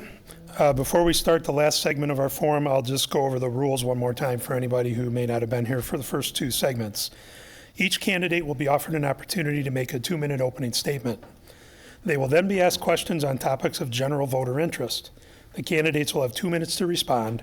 The participants will respond in alternating order for each question, so we'll kind of cycle through who has to go first. Each forum will then conclude with the candidates giving a 2-minute closing statement. Thank you very much for being here tonight, and we will now begin the forum for the West Bend Common Council for the contested seats representing Districts 1, 5, and 7. Welcome to the 6 candidates running in these 3 districts. District 1 candidates are incumbent John Butchlick and Neil Fulton. District 5 candidates are Mary Beth Sizer and Vinnie Fang. And District 7 candidates incumbent Justice Madel and Bill Schmidt. We will start in alphabetical order for this session, then alternate who responds first to each question. 2 minutes for opening remarks, 2 minutes for answering questions, and 2 minutes for closing. Opening remarks will begin with John Butchlick. Thank you very much. Good evening. I want to start out by thanking West Bend Chamber of Commerce for hosting this candidate forum. I'm John Butchlick. I'm running for my 6th term as a City Council's District 1 alderperson. I was first elected as alderperson in April 2014. Of these 10 years of service for the last 4 years, I have also been elected by my peers as our City Council President. I moved to West Bend 45 years ago from Kewaskum, where I met my wife. We have 2 adult children and 3 grandchildren. I served in the Vietnam War for 2 tours in the U.S. Army in an artillery division from 1967 to 1969, and yes, during the Tet Offensive. Here in West Bend in the early 1970s, I owned Little John's Drive-In near the 18th Avenue and Washington Street, where the old Fleet Farm building was. I then worked for the City of West Bend Public Works for 29 years, where I retired as a supervisor for Public Works. Besides being an active advocate for the city, and I dedicated and engaged alderperson of District 1, I am also currently a referee in many sports events, including volleyball, basketball, and baseball. And lastly, I am also an active 7-year member of our local West Bend Honor Guard for military veteran funerals, and also participating in several annual parades and events in the West Bend area. As alderperson, I am always ready to actively listen and to assist my constituents. Every day it continues to be my honor to serve as your District 1 alderperson. I would like to continue in that position so I can be of further service and assistance to my district constituents and to the West Bend community. Thank you. Thank you. Neil, your opening statement, please. Hello, my name is Neil Fulton. I was born and raised in Wisconsin and joined the Wisconsin National Guard between my junior and senior year. I joined the active Army right after I graduated high school and served my country also in artillery for 20 plus years. I, in the Army, earned my social science degree and my master's in history. While serving, I spent 8 years overseas. Thankfully, most of it wasn't in a combat country, Korea and Germany, where I learned different types of government.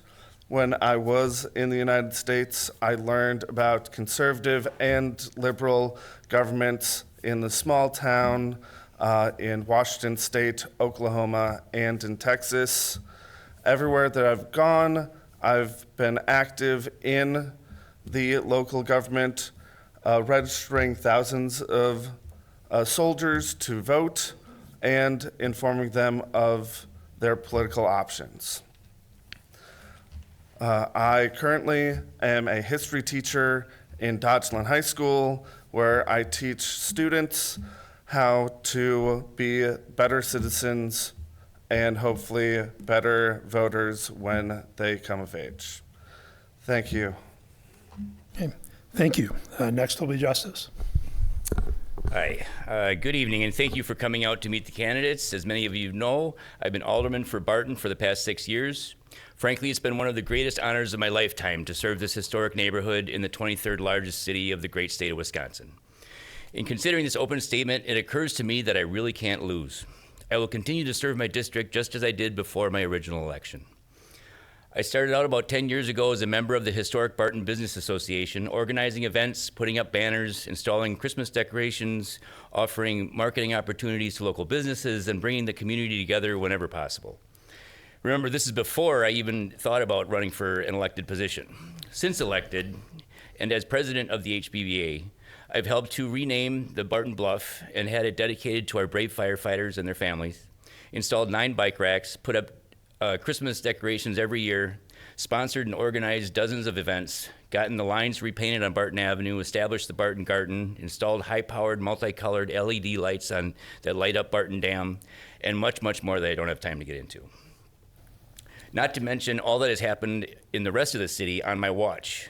Tons of new residential and commercial development, brand new downtown, completed the Riverwalk, minimized the city's debt, increased spending on roads every year, including the reconstruction of 7th Avenue, increased employee pay, added 9 new firefighters, and all while keeping taxation relatively flat.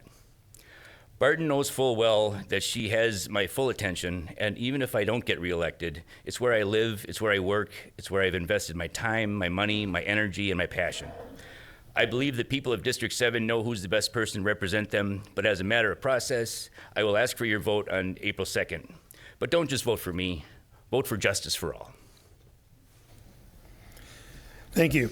Next, Vinnie, your opening statement. I'm Vinnie Peng. I'm running for District 5, West Bend Common Council, Alderman. Who am I? Why should you vote for me? Before I answer that question, I'm going to apologize to my children. Why? When my children were growing up, we taught them, don't brag about yourself. Well, guess what? I'm going to brag about myself. So sorry, kids. I've been married 26 years, have 2 adult children. I've lived in West Bend since 1999. During that time, I've been involved in several different community-type groups. I was on the school board. During my tenure there, we got a new artificial turf in the stadium and an annex to the theater, the PAC. I've been a deacon in my church. When I was a deacon, we put up our new building. You've seen it. It's south of Main Street, right across from what used to be Bob Fish Chevrolet. I'm a veteran. I'm a member of the VFW here. But I'm more than just a veteran. I'm an Army Ranger. I spent 7 of my 10 years of active duty in special operations. Right now, I'm president of the West Bend Theater Company. We're the Christmas Carol people. You might have seen our play. Why vote for me? I'm a conservative. I'm a true conservative. My flyers in the back there, there's 7 points that I believe in conservatism. I'm going to talk about 2. Small limited government and fiscal responsibility. 2010 and 2020 census shows that the city of West Bend has grown by 3%. Our city government has grown by 6%. Why double the population growth? Fiscal responsibility. The last 3 years, we spent more money than we took in. That's not fiscally responsible. I'm Vinnie Peng. I'm a true conservative. I'm an American veteran. Vote for me. Thank you. Thank you. Next, opening statement from Bill Schmidt. Thank you. Hello, everyone. Thanks for coming out tonight, and thanks to the Chamber for hosting this. I'm Bill Schmidt. I'm running for the 7th District Alderman. A little bit about myself. My wife and I are 30-year residents of West Bend, specifically the Barton area.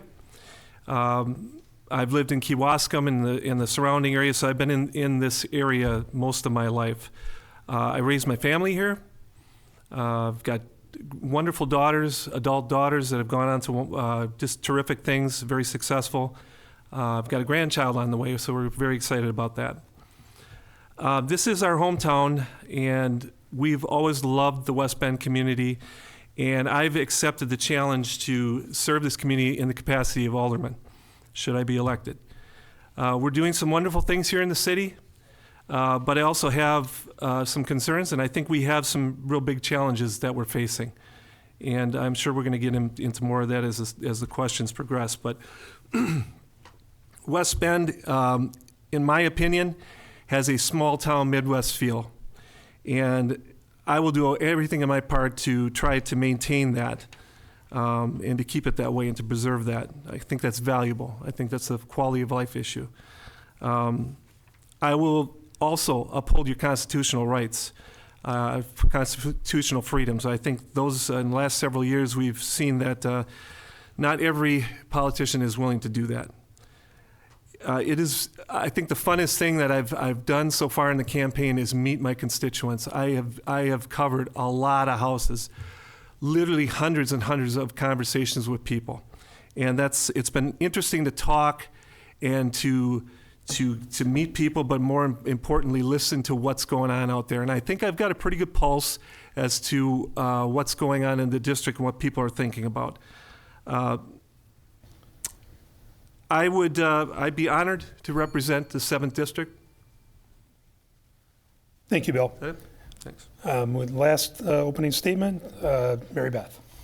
Thank you, Kirk. And first of all, thank all of you for giving us the opportunity to introduce ourselves this evening and to share our goals and our plans as a term for the alderperson. I am Mary Beth Sizer, was a Schwamm, that was my maiden name, born and raised in West Bend, so I've been here since day one. After college, I decided to return to West Bend, get married, raise a family. I worked at the Ziegler Company as a financial advisor downtown West Bend for 34 years. I'm now retired. I believe in service. And after I graduated from the Greater West Bend Leadership Program, I found that Rotary was my best method to serve my community. Our Rotary Club has done a lot in this community, and that's where I did my training as in service. I've served as a club president locally. I also was elected district governor serving the southeastern corner of Wisconsin.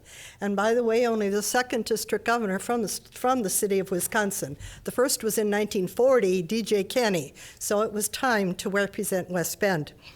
I'm currently a foundation coordinator for the state of Wisconsin and also for the UP of Michigan. But that term expires at the end of June. So I decided to spend more time directly serving this beautiful city that I know and love. Before even considering running for alderwoman, I started attending Common Council meetings, and I've attended as many meetings as I can. I have been to the school board's conversation on facilities meeting. I went to the unveiling of the downtown master plan, because if I am elected, I want to be ready to hit the ground running. And we want to have a safe, strong community. We want to be fiscally responsible. I'm ready to listen to constituents and work with city leaders. Thank you. Okay. Thank you, Mary Beth. Now we will get into the questions. First question, and we will start with Neil on this one. If elected, what do you as a leader bring to the position that will help promote growth and prosperity for the city? Thank you. What I bring is an economic base of understanding budgets and what financial struggles that this city is under, whether we would like to face them or not. We have $100 million worth of roads that we need to fix. We have fire department headquarters and other fire department issues that cost even more money. We don't have a plan to fix these issues. And we haven't, for decades, put in the upkeep and replacement costs into our budgets. I find myself asking myself, is it fiscally conservative? Is it fiscally responsible to keep cutting taxes when we have over $100 million worth of infrastructure that needs to be replaced, but yet we don't want to even make a plan to fix it?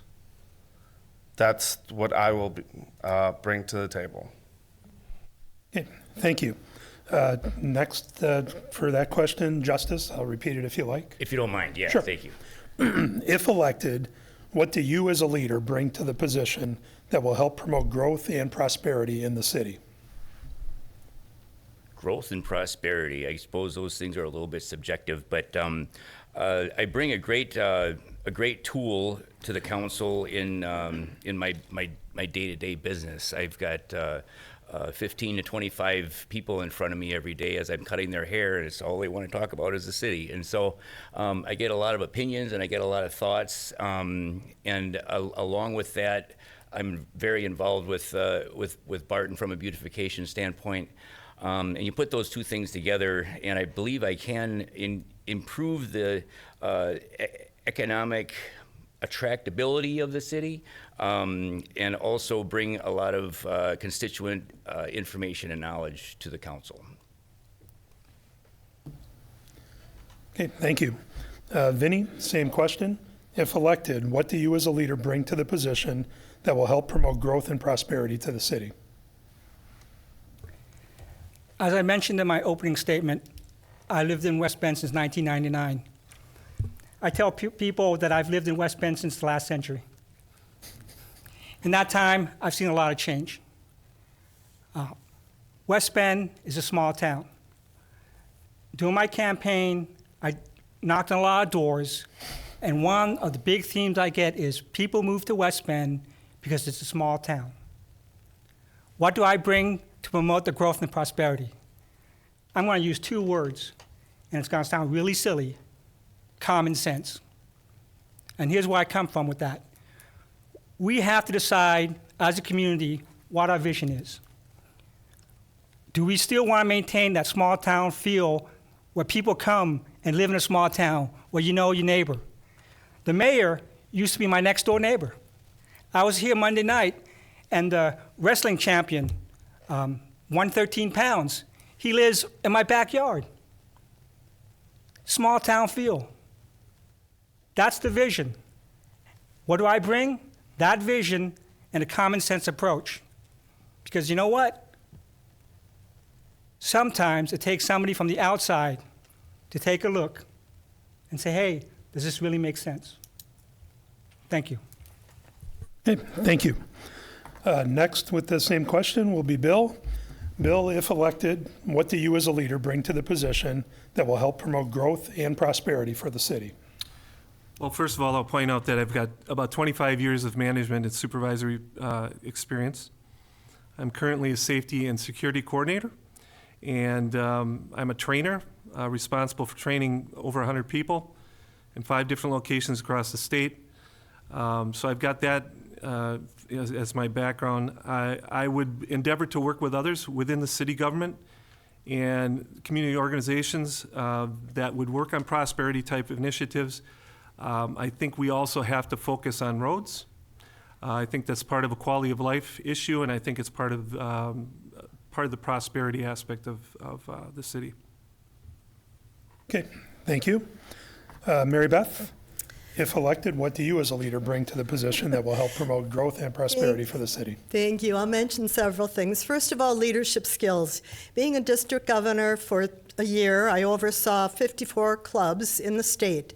I also was a foundation coordinator where I had 7 subcommittees to overlook, and those were grant committees, fundraising committees, and stewardship committees. I have a background as a financial advisor. That was my job. I was a math major, so I know how to crunch numbers, and I love to crunch numbers. So that's another thing. I take the time to do research. I look at things and study them carefully, do the research before I make any decisions. I don't make any snap decisions. Finally, I have a history of West Bend. I mean, I was born here, raised here. I've seen many, many changes, obviously. And because of that, I don't look to the past. I don't, rely on history. However, I do realize that if we ignore our history and we ignore our past, it's difficult to look to the future. I want to look to the future knowing what has happened in the past, and that guides us. So I think those are the things: the leadership skills, the fact that I prefer to do research before I make any snap decisions, and my financial advisor and math background gives me the ability to help with budgeting and so forth. So those are I think those are the qualities I bring. Thank you. Okay, thank you. And last word on this topic will go to John. John, if you're elected, what do you as a leader bring to the position that will help promote growth and prosperity for the city? Okay, number one is our roads.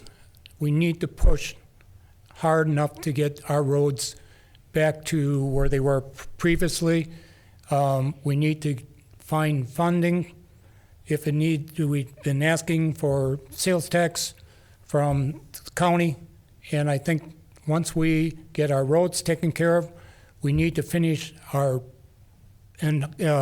employments with the fire department and police department. They are 2 of our number 1 items that are so important to the community. We need to have the safe community. And the third one is to complete our district, the new district, to get that completion where the old brewery was, because it is just a fantastic place. And I think by having the downtown in its position the way it is, it's upgraded and new roads and that, I think we've got a great opportunity to continue to follow through with that. And that's why I am interested. Okay, thank you. We'll move on to our second question. This one's a little long, so bear with me. Roads in need of repair continue to be an issue for residents. In September of 23, the Daily News reported that the city's 2024 capital budget and 5-year plan focused mainly on repairing and replacing old pieces of infrastructure, including road improvements. If elected, how would you ensure that street improvements not only remain a priority, but that the work gets done? Well, Justice, you're first. Yeah, got it. Well, I've been on as you know, I've been on the council for the last 6 years, and in every one of those 6 years, we've increased spending on roads. And I would see to it that that trend continues if I have anything to say about it. Of course, you're just one of 8 people up here. And the notion that you're going to slash taxes and fix all the roads is just ridiculous. It just doesn't work that way. And I understand that, you know, before you get into a position like this, everything seems simple, but it gets really complicated when you start looking behind the curtain a little bit. I think moving forward, it would be great to get some of that tax money from the county to add to the city's road budget. But let's just assume that's not going to happen for a moment. There are other tools at our disposal, and we have considered additional borrowing. So, you know, we're going to have to get into this conversation a little further to really know where the best answer is, and that answer tends to be a moving target. So, that's what I got for now. Okay, thank you, Justice. Vinny, same question. You want me to read the whole thing? I alluded to common sense in my early answer. First of all, I want to compliment the city. You guys are very transparent. It's awesome. You go online and you can look at all the reports. I'm looking at a report here for Public Works, and it's year-end December 31, 2022. For Public Works, we budgeted roughly $5.5 million, give or take. We actually spent $4.788 million. Where'd that money go? It's Public Works. You look at street maintenance. We budgeted $1.2 million, give or take. We spent $1 million. Where did the other $2.2 million go? And I can go on with the other 2 reports. Look it up. We have the money. How are we spending it? In my opening statement, I alluded to the fact that we're spending more than we make. Well, it's obviously not in Public Works, because last year, 2022, we budgeted $5.5 million and only spent $4.7 million. Where'd that money go? It's not in the roads. So, you know, I'm not a big number cruncher, but I got 2 brain cells to rub together. And these numbers don't add up. Those are the sort of questions that we should be asking. Thank you. Okay. Thank you. Next, Bill, can repeat the question if you like. I think I've got it. Okay. First of all, I'm going to point out that I will endeavor never to forget who elected me to office and why they brought me to that position. And the constituents that I'm talking to out there, and again, I've talked to hundreds and hundreds of people, they don't perceive that we're making very much progress on the roads. We've made some, but at the pace that we're going, we're never going to catch up, let alone keep up. And this is one of those significant challenges that I mentioned in my opening statement I was referring to. This is not insurmountable, but nonetheless, it is significant. It's a significant challenge. And I believe that the city, and not in just current years, but I think the condition of our roads is indicative of just years and years of neglect, and also focusing on wants more than needs.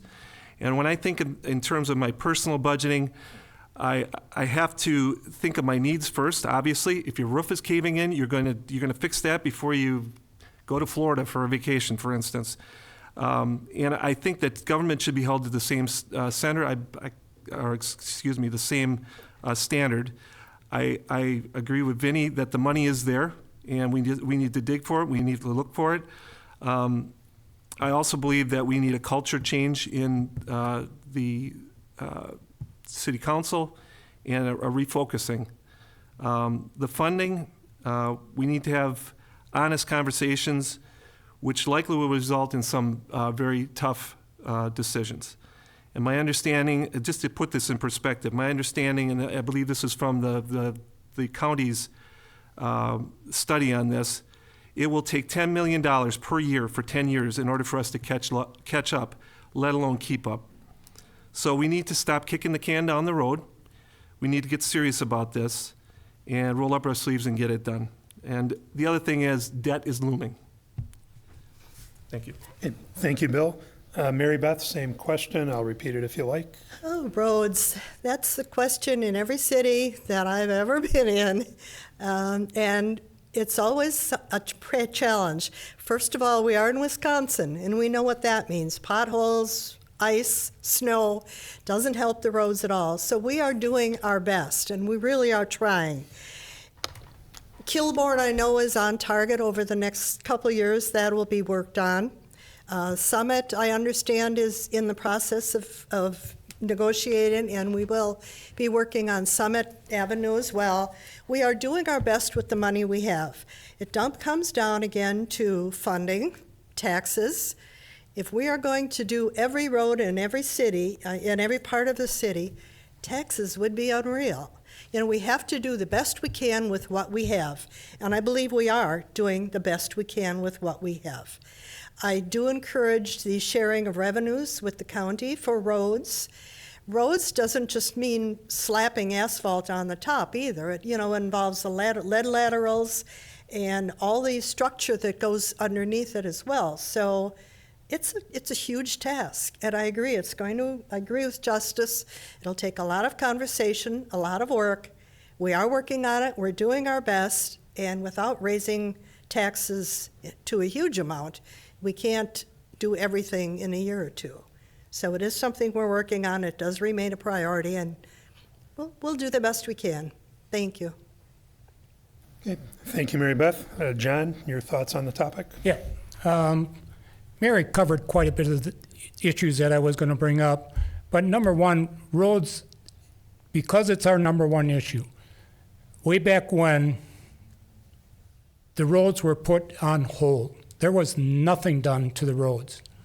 The city was in a disarray with money, so the money was basically taken out of the roads. They laid there for numerous years until we finally decided too many signs out there, we need road repairs. We had to start at a slow pace. In the meantime, the conditions up here in Wisconsin or in the Midwest, you have freeze, thaw, you have the roads pushing, and you've got laterals, you have water laterals, you have storm sewers. You've got a lot of material underneath the road surface that need to be also looked at, and if they get repaired, the cost for road maintenance is extremely expensive. Oil prices went way up, inflation, wages jumped. All these things have a factor on doing roads. When we do a road, they're beautiful. But in 25, 30 years from now, they're going to need maintenance again, which means we need to stay on top of it. If it means crack filling, if it means some streets where we don't have many utility problems, we need to just maybe slurry seal or do some type of top dressing to prevent from the moisture to get underneath. That's where the problem is. Once the moisture gets underneath those road pavements, it's just raising heck with the roads. And that's why we are at the point we are right now. We are making progress, but like $2-3 million does not cover very much roads, and we have a lot of them. Yeah, thank you. Last word on this question will go to Neil. Thank you. I don't think we are doing our best, because our best, even if we were to follow the same plan, is not getting the job done. We might be making progress, but if we don't have a firm plan to fix this, a solution, whether that be a 10-year, 20-year, 30-year plan, roads will always crack in Wisconsin. We know this. It's a given. It is a built-in cost that we can at least estimate, and we can factor that into our budget. This is not an unknown thing in Wisconsin that roads crack because of our weather. But since we haven't done that in decades, we have $5 million for our public works. And we also have an estimate of 10 years for $10 million. We're obviously not marrying those two plans together.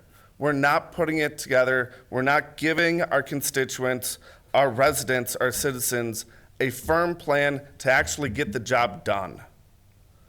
We need to at least have a plan that we can propose that will get the job done.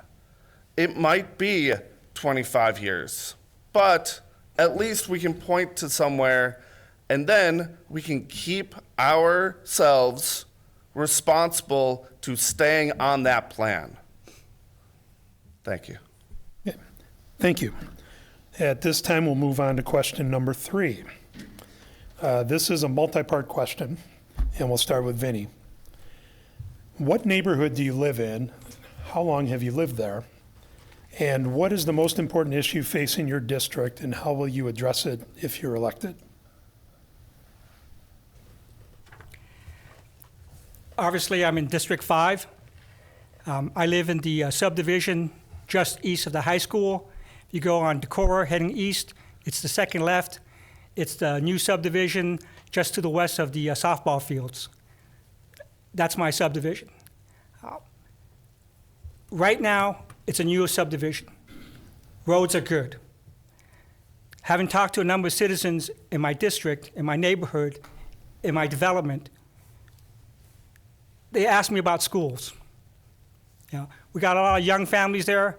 I met a family with like a 3-year-old and a 5-year-old, and they asked me about schools. So to answer your question, roads aren't that big a deal in my immediate area. However, Kilbourne is in my district.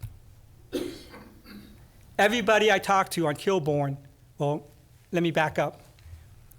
One person did not say roads when I talked to them. You know what they said? Streets.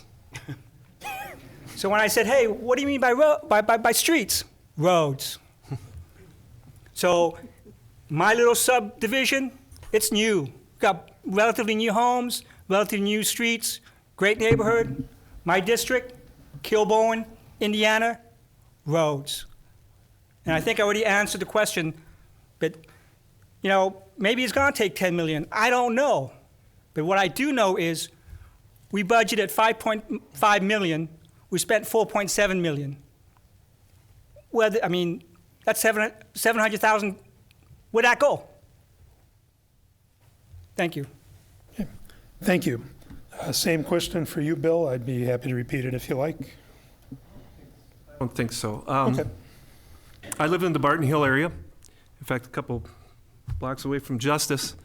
So we're kind of neighbors. Roads are a huge issue when, in regards to the kind of conversations that I've had out there. And so that is obviously first and foremost in people's minds when I am out there knocking on doors. And I've knocked on a lot of them. It comes up in conversation all the time. As far as ideas, I think we should entertain the idea of shared services with the county. I'm very intrigued by that. I'm still investigating and still looking into that whole idea, but I think that's one way we could raise some of the funds to do the roads. And I think, as Vinny was saying, the money's there somewhere, and we just got to dig for it. And we've got to look for where there's waste and where we can redirect those funds to that project. Okay, thank you. Okay, thank you. Mary Beth, same question. I'm in the I think it's Riverview area. District 5, as Vinny mentioned, covers a huge territory, and there's a lot of variety. There's a stretch from Indiana to Veterans that has probably been there 70, 80 years, I would guess, those homes. Then I'm in Riverview, which is kind of the middle. Those homes have been there since 50 or 60 years. And then Vinny's in the newer area. So there's a wide variety of needs as far as roads are concerned. And I would say that is probably the priority for most people when you mention want to talk to neighbors. It's the roads, it's the streets. I know the roads on my corner have been patched a number of times, and that's necessary because of Wisconsin winter. However, they were out there today, I noticed, reseeding the corner where they plow kind of dug into the grass. So they're working it out. They're on top of those kinds of things. Those are the needs. But that, it's a great neighborhood. And like I said, the neighborhood just covers a lot of variety, and the needs that come up are usually the roads. Thank you. Okay, thank you. John, your thoughts on the topic? Yep. I live up in the northwest section of the city, up by Green Tree School, actually across as the bird flies across the street. I've lived up there for 40 years. And the biggest problem that I have with the constituents when I do talk to them is the roads.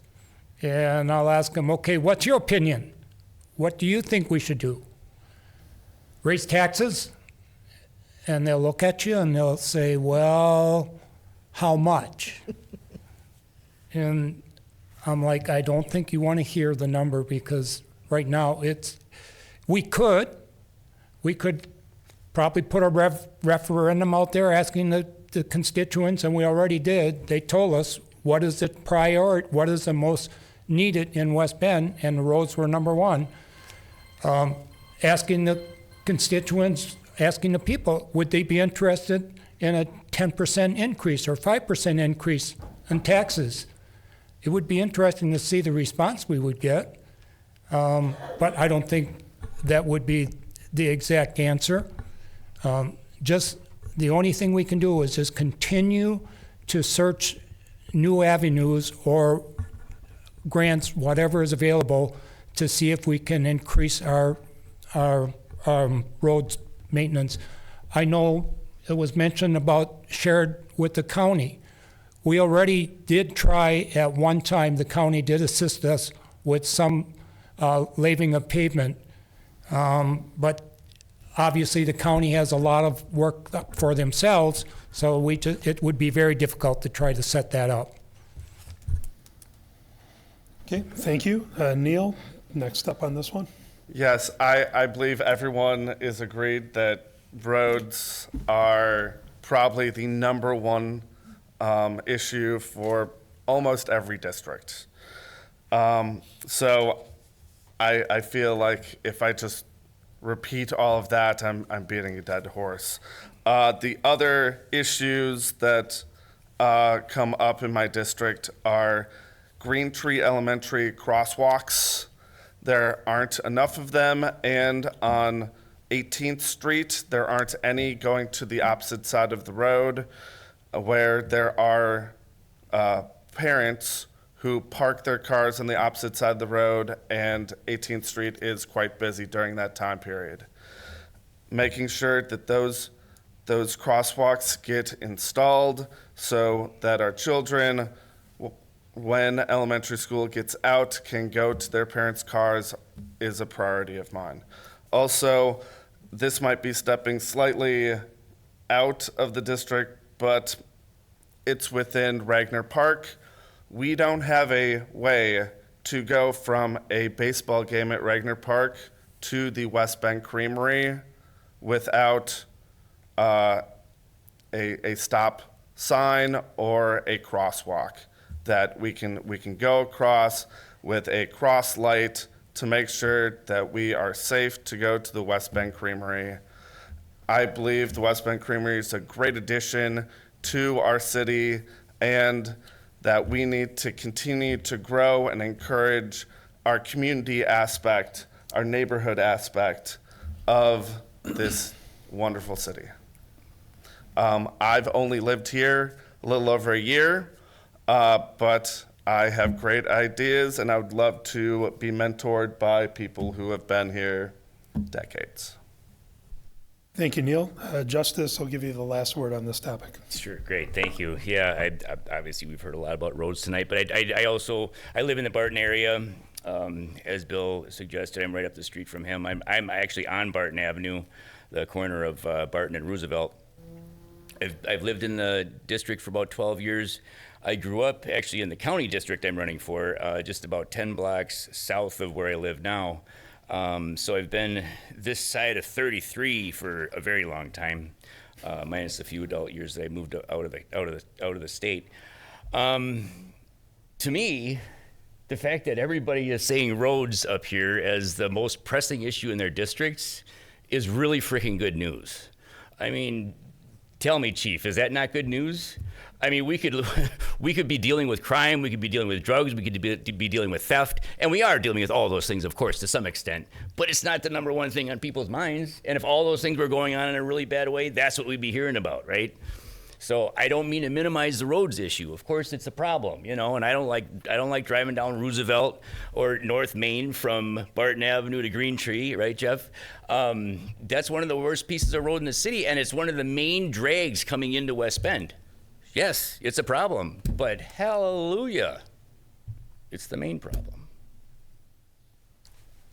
Okay, thank you. I'm pretty sure we won't talk about roads on the next question, but we'll see how creative you guys get. What challenges or opportunities do you see in the next 2 or 3 years for the city that, to the best of your knowledge, no one has started discussing yet? And we'll start with Bill on this one. Yeah, I would have to say one of the things that I've been hearing out there, and I'm personally concerned about, is the crime issue. If you don't mind, just so I can stay on track here, I'm just going to go to my notes. I would say that's number 2 or thereabouts in the hierarchy of things that people are concerned about, the crime issue. I think we have a great law enforcement, terrific chief, so I'm very supportive of what they do out there, and they've taken a hard line on the drugs and all that kind of thing. Drugs is a big problem. You just have to read the Facebook updates from the police department, and there's been, over the years, more recent years, we've had a lot of overdoses and a lot of arrests. So I think law enforcement's doing a great job. They're taking the hard line on dealers. I hope that that the judicial is also taking a hard line on this. I think that's part of the equation. Education, get into the schools and start talking about this stuff. I think, the DARE program, speaking to our youth, talk about success stories. We got a lot of success stories around here, and get people into treatments. It's better than putting them in, and a lot cheaper than putting them in prison. But back to the original question, illegal immigration is going to be a big issue. I'm pretty convinced of that, and we have to have comprehensive plans. I'd really like to know what the city's emergency action plans are in that regard, that specific topic. So I'd like to explore that. I haven't yet, but that is an interest of mine. And it is an interest of mine because I am in safety. That's what I do. I live and breathe that.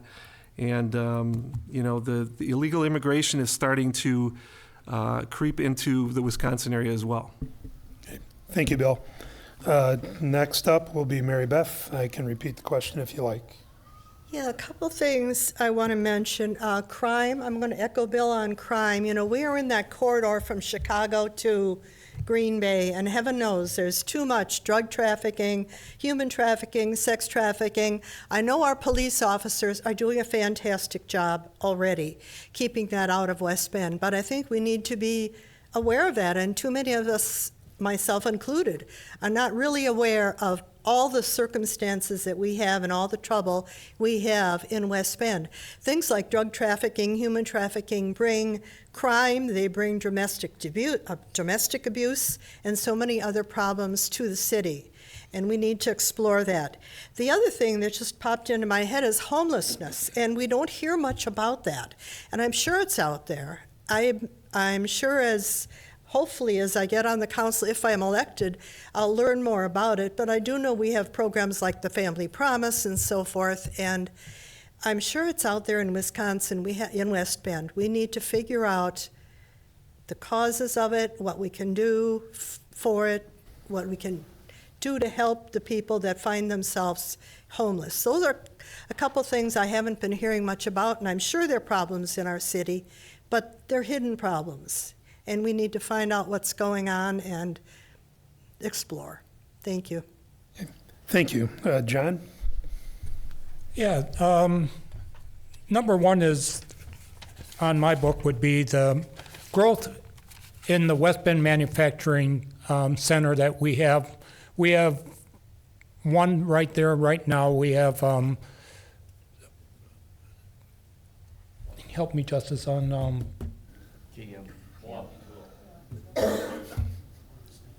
Milwaukee 2. Milwaukee 2 we have in there, and we have West Bend Metal Products as our second industrial building in there right now. And that is my number one thrive, to try to get more industry into the city, as like we used to have years ago when we had West Bend Company, Gale Company, Amity, those places. That we need to bring industry back to the city. The other thing is to make sure that our police and fire departments maintain all their positions, not allow positions to remain empty, because we have, the community is getting a lot of elderly places for 55 and older, my age bracket, that have health issues. And I work for Holy Angels, and I work right by the fire department. That rescue squad is constantly in and out of that fire station. And if we don't have firemen to hold those positions and be available, God forbid, when someone really needs somebody, we've got the people there. So those are my real big issues. Thank you. Neil? Yes, thank you. Just to echo John, one of my big issues is make sure that the fire department is properly funded, not just for next year, but we have set funds in motion to make sure that they always will be funded. And the fire department just doesn't put out fires. They are amazing workers throughout the city on multiple different issues. And they are a vital part of making West Bend a thriving city. Another issue of mine is making sure that the laws on the books get enforced. There were many complaints when I was walking, canvassing the area on this is a parking violation that's been a parking violation for months and nothing gets done. Or why is this a part of the law that doesn't make any sense? Making sure that we have the right laws on the books and that we enforce them. That puts trust back into our law enforcement. That makes sure that everyone is on the same page and that our community has a collective knowledge of what right and wrong is. One of the things as a high school teacher, truancy is a really big issue in a lot of high schools. And if we're not enforcing that truancy, then there's no point in being tough on the students for not showing up to school. Yes, as teachers, we have things to do to help them to come into school, but if they don't show up, we need enforcement. Thank you.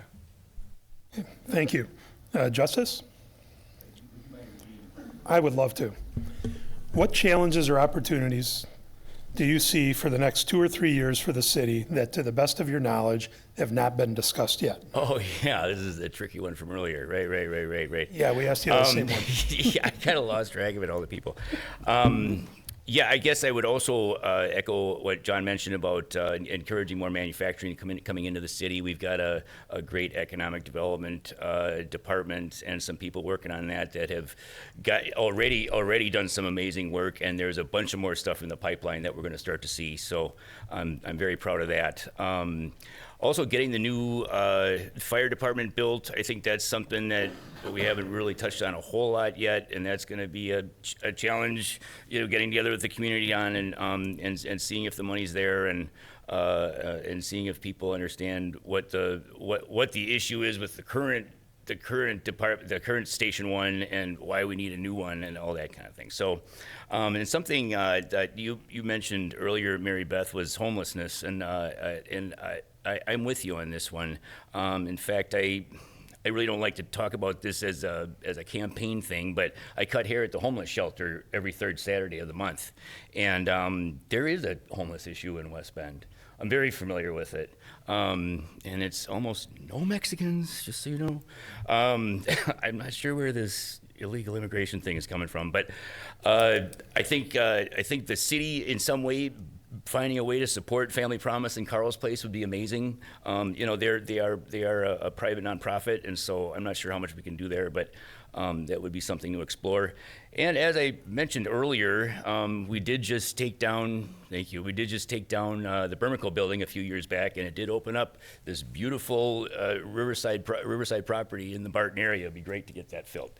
The county is proposing workforce development housing, and that's something I got a little excited earlier, and I didn't finish really what I wanted to say. But we do need more affordable, and I know that's kind of something people don't like to hear that word, but when I say affordable, I mean, I'm done. Sorry. Thank you for following the rules. Yeah. You're fantastic. I know. Vinny, we'll give you the last word on this topic. Thank you. First of all, I'm a purchaser for a company down in Jackson, and sometimes I get really intense, okay? And my wife, every once in a while, tells me, hey, Vinny, you're not an airborne ranger kicking down doors anymore. Relax.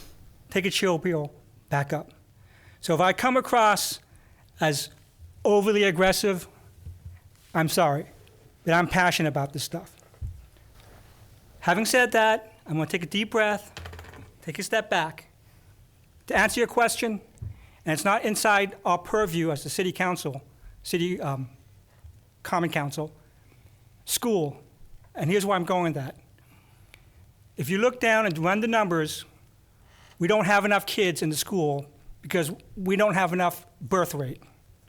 What does that mean? That means schools are funded by number of students. If the number of students go down, the funding for the school goes down. All right?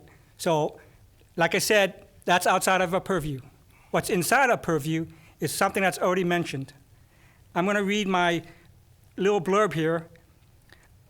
I will act to ensure the best public safety services possible. What does that mean? The chief of police, the chief of the fire department, the president of the fire union, they were kind enough to meet with me. I walked through the fire department, station number 1.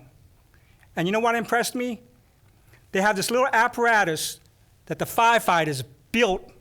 They got the drawing from somewhere, and they built it out of pipes and whatnot to dry the equipment. And you know why they built it? Because they wanted to save us money. I looked at that fire station. Those guys are stacked on top of each other like it was a Navy boat. Now, I can't promise a lot, but that's something that we need to think about. Thank you. Thank you. We'll move on to question number 5, and we'll start with Mary Beth. Beyond investing in our vibrant downtown, what types of investments do you feel the city should make to attract businesses and new residents?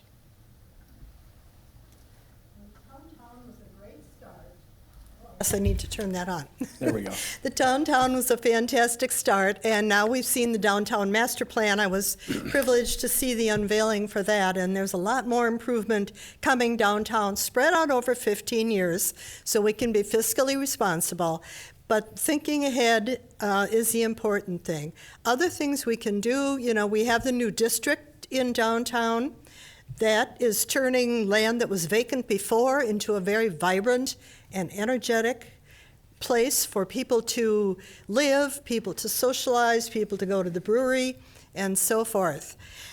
We can continue to build on our infrastructures, look at what needs to be done, not be penny wise and pound foolish, and attract people by having strong schools, having the recreational areas, having entertainment areas. The Bend is a wonderful addition to the city because that's bringing in visitors. So just continue to improve the city, make it entertaining, make it a visitors' destination city.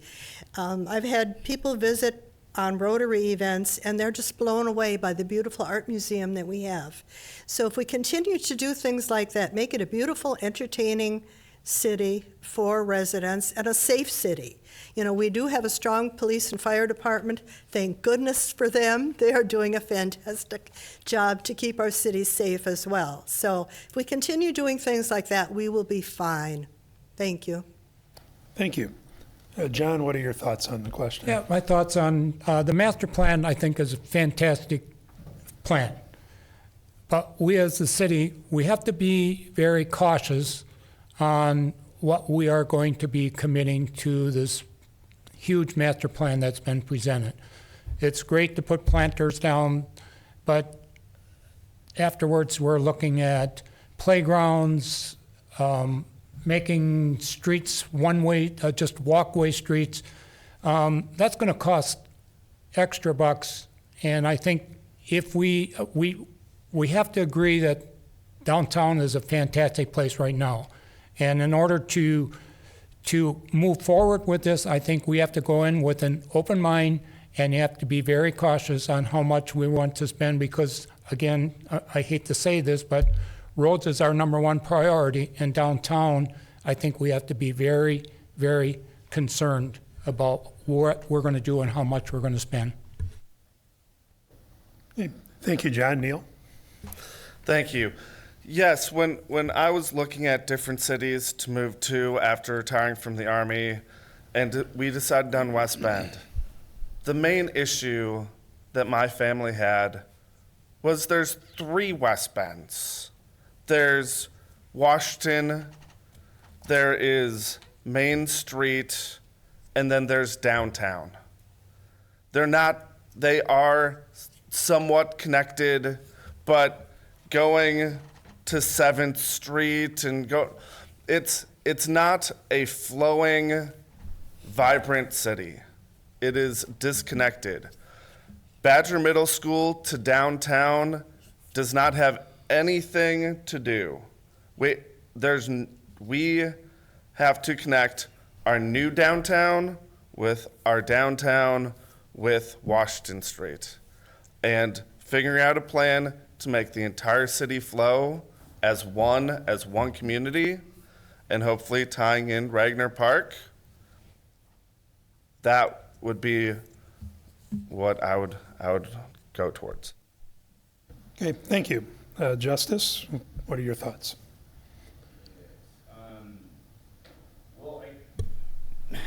Damn, Mike, I keep forgetting it, sorry. I'm also very much in support of the master plan that we just got presented with this past week, and are being asked to invest in, along with this private group that has taken it upon themselves to invest a lot of money, not just in the plan itself, but following that up with another $300,000 or so that they're going to put in it to our $100,000. This is coming up for a vote in one of the next meetings.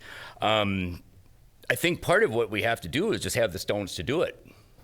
You know what I mean? I mean, it's something that that I've talked to. I talk to my I talk to my constituency every day, all day long in my chair. They don't mind if things cost a little bit more if they're going to have a better quality of life. They just don't. I'm sorry, it's true.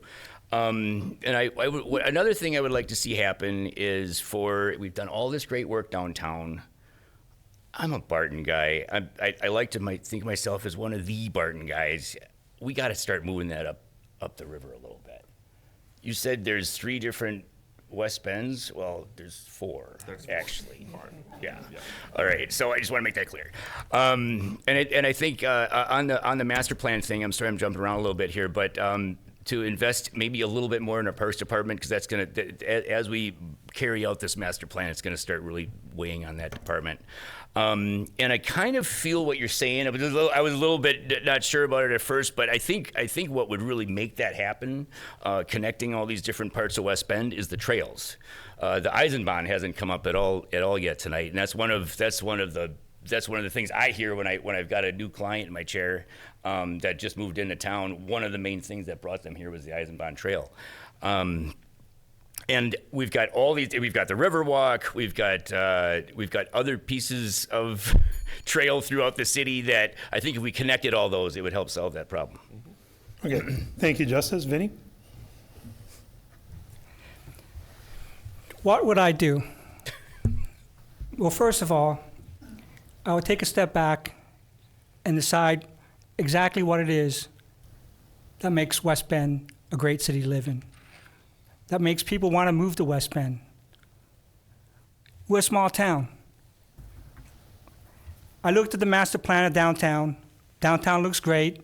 We got those river walks. You know, I've been around West Bend long enough to remember when they moved veterans over closer to the river. And at that time, there was talk about, you know, because in the old days, merchant travel would come down the river, so you would unload stuff on the back of the warehouse from the river. And there was talk that you would turn the facades facing the river. All right? Okay, that's an idea. I looked at the master plan. I went through the little PowerPoint guide. And you know what? There was only one small segment about roads. Okay? It talked about maybe improving 33. So we're going to build this great downtown, which is beautiful, and I get the vision, but nobody talks about the access roads going to it. And again, what's our vision? Are we trying to compete with the big cities because we're now going to have a modern museum? You know, are we going to try to be the thriving metropolis north of Milwaukee? You know, the people I talk to, they like West Bend. They moved to West Bend because it's a small town. That's one vision. And I'll finish with a story. Years ago, as I mentioned, we're putting up a new church building. I went to a meeting just like this. And if you're familiar with the new church building, there's that ice skating rink, and to the west of it, there's city property. At that time, the city was thinking about putting a water park there. Well, that got shot down. And I'll finish quickly with this story. We had a gentleman who lived in West Bend all his life, and he said, Regner Park, why do we need a new water facility? Thank you. Thank you. You can carry on in the next question if you like. Bill, you're the last word on this one. Could you repeat that, please? I would love to. Beyond investing in our vibrant downtown, what types of investments do you feel the city should make to attract businesses and new residents? Okay, thought I heard it right. I think the downtown's terrific. What they've done down there, it's hard to criticize that work. It's really wonderful. I have seen the master plan, and I kind of share some of John's thoughts in regards to approaching any further development down there with some caution, especially in light of the fact, hate to be one-note Charlie here, but we've got a road issue, and it's a very important issue. But I would like to see, and I'd agree with Justice Mantle too, that it'd be nice to move some of the entertainment and that type of thing somehow up into the Barton area. I don't know exactly how we do that, but that's very intriguing to me because I'm a musician and I'd like to see that kind of thing, and I do appreciate entertainment. So, and hopefully figure out ways of generating revenue along with that. So that would be some of my ideas. Okay, thank you. We have come to our sixth and final question. It's a lot shorter than the last couple. We'll start with John. Why should you be elected to the Common Council? Well, I've had 10 years in, and I feel I do have quite a bit of knowledge than when I've had 10 years ago. I have some projects that I feel we still need to complete. One is West Bend manufacturing tenants that grow to get bigger, so we got more industrial in here. The other thing is to finish to make sure that our 9 firefighters that we started to hire, we need to complete that project because that is really number one. And the third one would be to see the completion of the district, which is on just about its final last legs, and those are the 3 main reasons why I feel like I still have one more term to see those at least grow and become finished at the end. Thank you. Okay, thank you, John. Neil, why should you be elected to the Common Council? Yes, thank you. I believe that I should be elected to the Common Council because I believe that our citizens need to have a fully fleshed out plan forward. And I would devote all the time that I possibly can to making sure that everyone has a clear vision of what West Bend is and how it's going to be moving forward to make sure that the community feels like a small town and the industry continues to grow. Okay. Thank you. Justice? Yeah, I don't know. I've kind of got a host of reasons, really. Over the past 6 years and longer, I've developed some fairly key networks through Rotary, along with Mary Beth and the Friends of Sculpture Board. We've been placing sculpture around the community, not just Barton. I'm the president on the Mid-Moraine Legislative Committee for this year. I'm the president on the Historic Barton Business Association. And through all these things, I'm talking to a lot of other community leaders throughout the county and learning what their concerns and issues are and how they're solving them. So I'm just bringing a lot to the table, along with seniority. It doesn't seem like I've been here that long, but I'm second after John. I've been on the council for 6 years now, and so I'm bringing at least the last 6 years of history and knowledge of what's been going on with the city from a leadership standpoint to the table. And also, I'm just a hard worker. I mean, again, you can ask any of my constituents that drive by Barton Garden or see us putting up banners or putting up Christmas decorations. I'm always out there doing something, and you're going to see me out there for the next few weekends. Whether I get elected or not in April, I'll be out there putting up flower baskets. So it's just something I enjoy. I'm passionate about the community. I live there. I work there. I have multiple properties there. Heavily invested. Okay, thank you. Vinny, why should you be elected to the Common Council? I'm going to preface this the answer with, again, apologizing to my children. I'm going to brag. I'm going to do something I try to teach you not to do. Why should you elect me? Well, first of all, I've been in the community since 1999. I participated in a number of different community groups, which I mentioned. But I'm also the guy on the ground. I'm the taxpayer. I'm a regular Joe. I don't pretend to be anything else than what you see now. I pay my taxes, I raise my kids, I like to think I'm a good neighbor, and I participate in my community. And then, as I mentioned in one of my earlier answers, I bring common sense, because I'm the guy on the ground. You know, when I talk to the fire department, when I talk to the police department, you know, I like to think there was connection, because I know what those firefighters and those policemen, I get a sense of what they're going through. I'm a taxpayer. I know what it feels like pay taxes. Some days you might see me riding my bicycle around town. I know what the roads are like because I ride my bicycle. That's what I bring.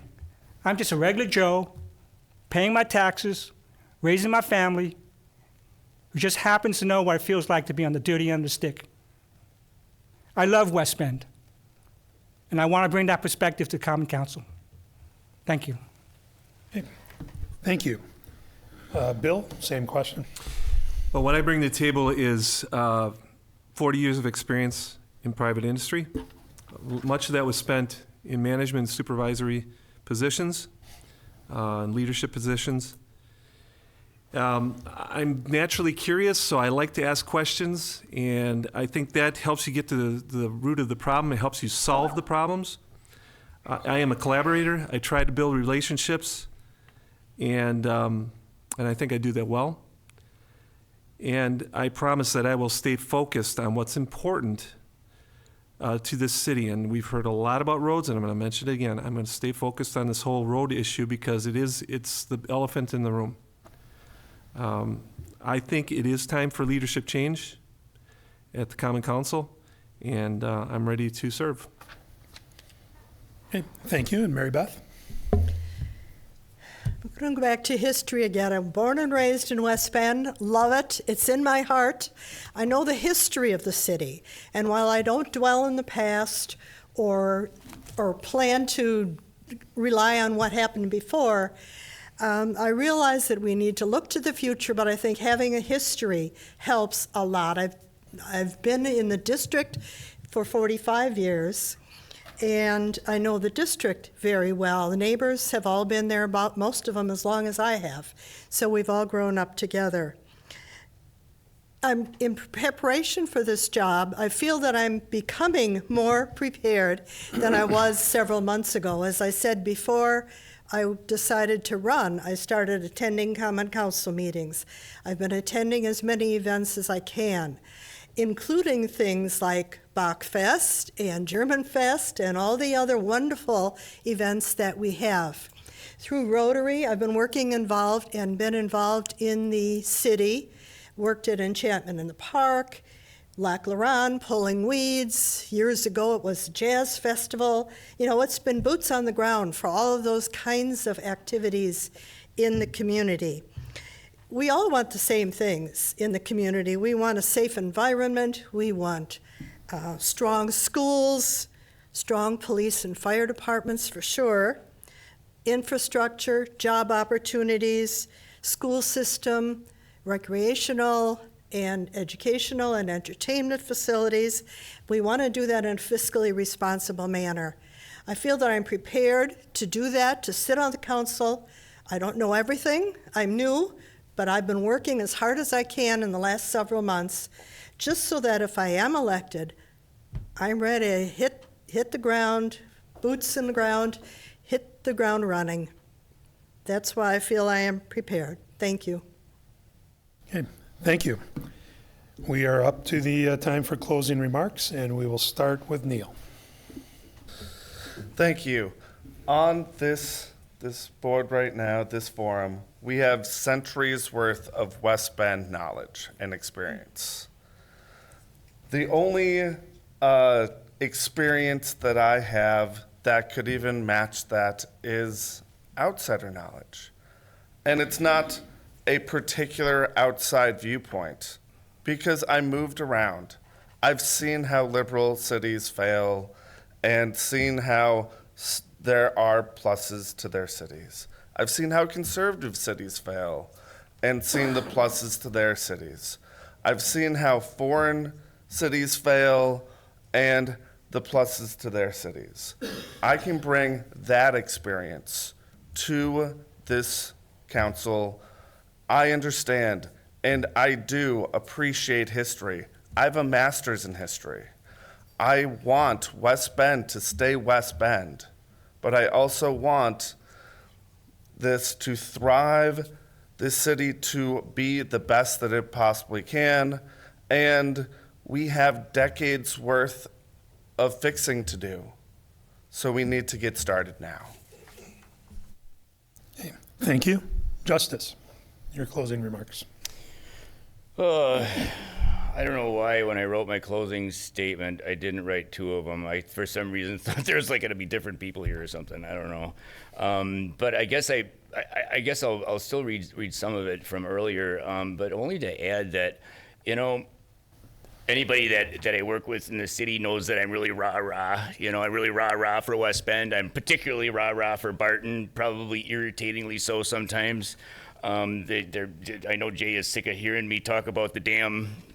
I think he calls it the dam at this point. Again, I thank you all for being here to get to know your choices for this April 2nd. I guess I'll just repeat the same joke. You must admit there are better choices than you have this coming November. I respect and appreciate everyone that's gotten up on the stage tonight to discuss their individual perspectives on representing our constituencies. Well, I haven't necessarily heard anything tonight that convinces me that mine isn't the best choice. I do have faith that all of us care and want the best for our community. As I said earlier, I'm all in on Barton. You can tell by my multiple addresses and businesses on Barton Avenue. So you'll see me out working in Barton Garden or hanging up Christmas decorations. Either way, I can just be so much more effective from a position with the city. So please vote for me, Justice Model, on April 2nd, wherever you see my name on the ballot. But don't just vote for me. Vote for justice for all. Okay. Thank you. Vinny? In closing, I'd like to thank everybody involved. I want to thank the Chamber of Commerce for setting this up. I want to thank all you in the audience for showing up, giving up your Wednesday night. And all those who are watching later on online or what have you, thank you for spending the time. I'm going to finish by saying there's two types of public speakers. Navy public speakers and French public speakers. What do I mean? They're those public speakers that say I all the time, and those public speakers that say we all the time. This night, I've been a Navy speaker. I've done this. I want to do that. This is what I see. Lord willing, and the creek don't rise, come April 2nd, I get elected, and I want to be a we speaker. This is what we can do as a town. This is what we can do as a community. This is what we're going to do moving forward. Please vote for me April 2nd. Change me from a Navy speaker to a French speaker. Thank you. Thank you. Bill? Okay. I also want to thank everyone for coming out tonight and thank the Chamber for hosting this. If you're in the 7th District, I humbly ask for your vote on April 2nd. I love this community. I love the city of West Bend. I love the Barton area. I've lived there for 30 years, and I intend to live there a lot longer. And I want to see that area of the city thrive, and I want to be a part of that. I have put great effort into I will put great effort into representing my constituents and their needs. I will continue to listen to them long after the election's over. I want to stay in touch with people. I will resist the get along, go along mentality that often creeps in to individuals that get into office. I'm a person that, like I said before, I'm naturally curious. I will ask questions. I will continue to ask questions. I will continue to educate myself on what's going on in and about the community for the benefit of the constituents and the West Bend taxpayers at large. I will steward your tax money properly and responsibly. So I humbly ask for your vote. If you're in the 7th District, I thank you for the time that I've been given here to share. Okay, thank you, Bill. Mary Beth? Thank you again to the Chamber for hosting us tonight. Thank you to the audience for being here. And I want to take a minute to thank all the candidates. I give you all credit for seeking a post as an alderperson, and to me, it shows that we are truly a city that is involved in city activities, and you care about our community, and I congratulate you and I thank you for stepping up. You know, we all learned from each other, and I think we all learned a lot tonight, and we all grew in the process. My goal is to serve the city that I know and love.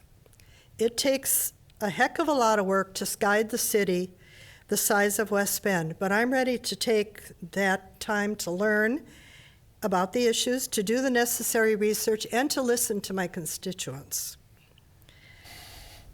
I will work with other city leaders to do the best we can for our residents, make sure we have that safe environment, that strong police and fire department, the healthy economy, the sound infrastructure, the job opportunities, the excellent school system, and the beautiful city with recreational and educational and entertainment options. I care about our growth and success, and I think we are a destination city, and we are becoming more of a destination city. I want to serve the residents in District 5, listen to them, and then be their voice at City Hall. It's not my opinion that matters, really. It's the opinion of the constituents, and I want to be their voice and take their opinions to City Hall. We have a true gem in West Bend, and what I want to do is I am ready to help keep that gem sparkling. So I ask for your vote on April 2nd, and I thank you. Thank you. And John will give you the last word tonight. Yes, I would also like to thank the West Bend Chamber for hosting this candidate forum, and thanks all the people for being here. In the past 10 years, the city of West Bend has grown and is stronger than ever. Our city's credit rating has improved. We've accomplished some wonderful modernizations like new downtown, Riverwalk, Veterans Avenue, the district, and several redevelopment areas for housing and apartments. Every alderperson on the city council in the 10-year time frame played a part in our city's success. And while citizens may not always see all the workings and decisions required, hard decisions are often made in the sole interest of improving our community for the long term and make it a safe and sustainable community for raising a family that it is today. In closing, for me, it is very humbling and a real honor to serve as your District 1 alderperson. And again, I ask for both your support and for your vote. Should you have any questions or concerns at any time, please contact me. Thank you for your time, and thank you for voting. Okay. Thank you, everybody, very much. This concludes our forum. I've got a couple people to thank. It's not just you guys.